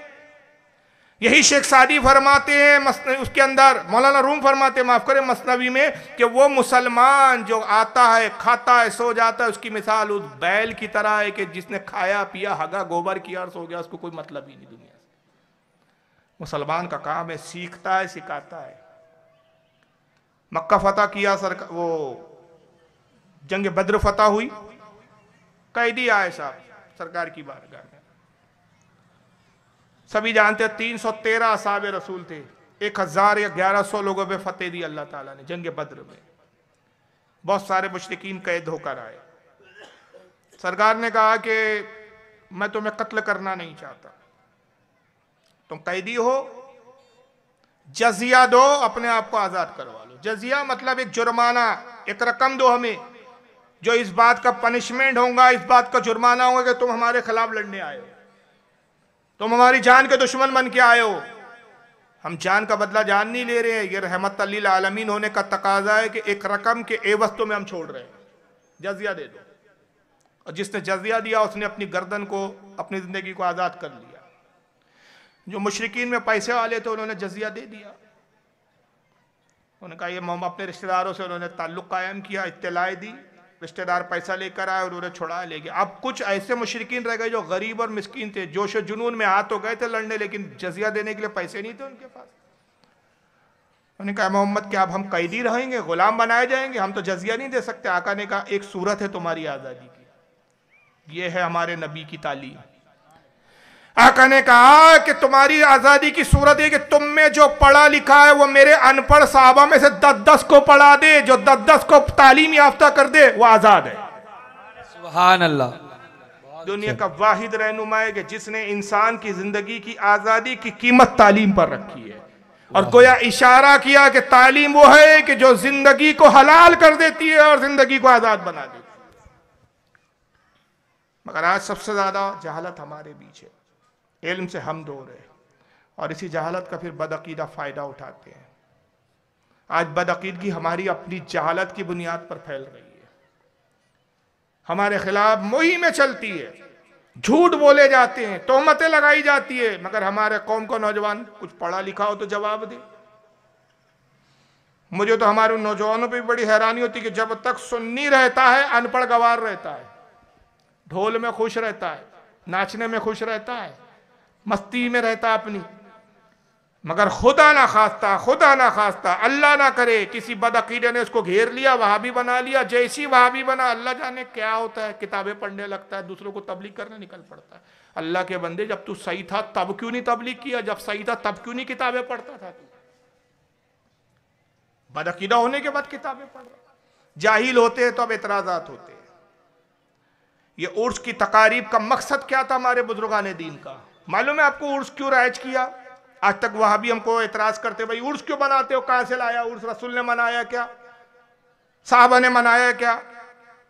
हम कहते भाई वहां का कल्चर अलग था, वहां का माहौल अलग था, वहां तबलीग के जराए अलग थे, तबलीग का तरीका अलग था। हिंदुस्तान में ये जो उर्स हमारे बुजुर्गों ने शुरू किया, दुनिया के दिगर इलाकों में यहाँ की जो कौमें थी उनके मिजाज अलग थे, उनकी सोच अलग थी, उनको किस बहाने बुलाया जाए। खास तौर से एशिया के लोगों की जो मुशरिक कौम थी, इनकी मामला क्या था कि ये हर ताकतवर को अपना माबूद मान लेते।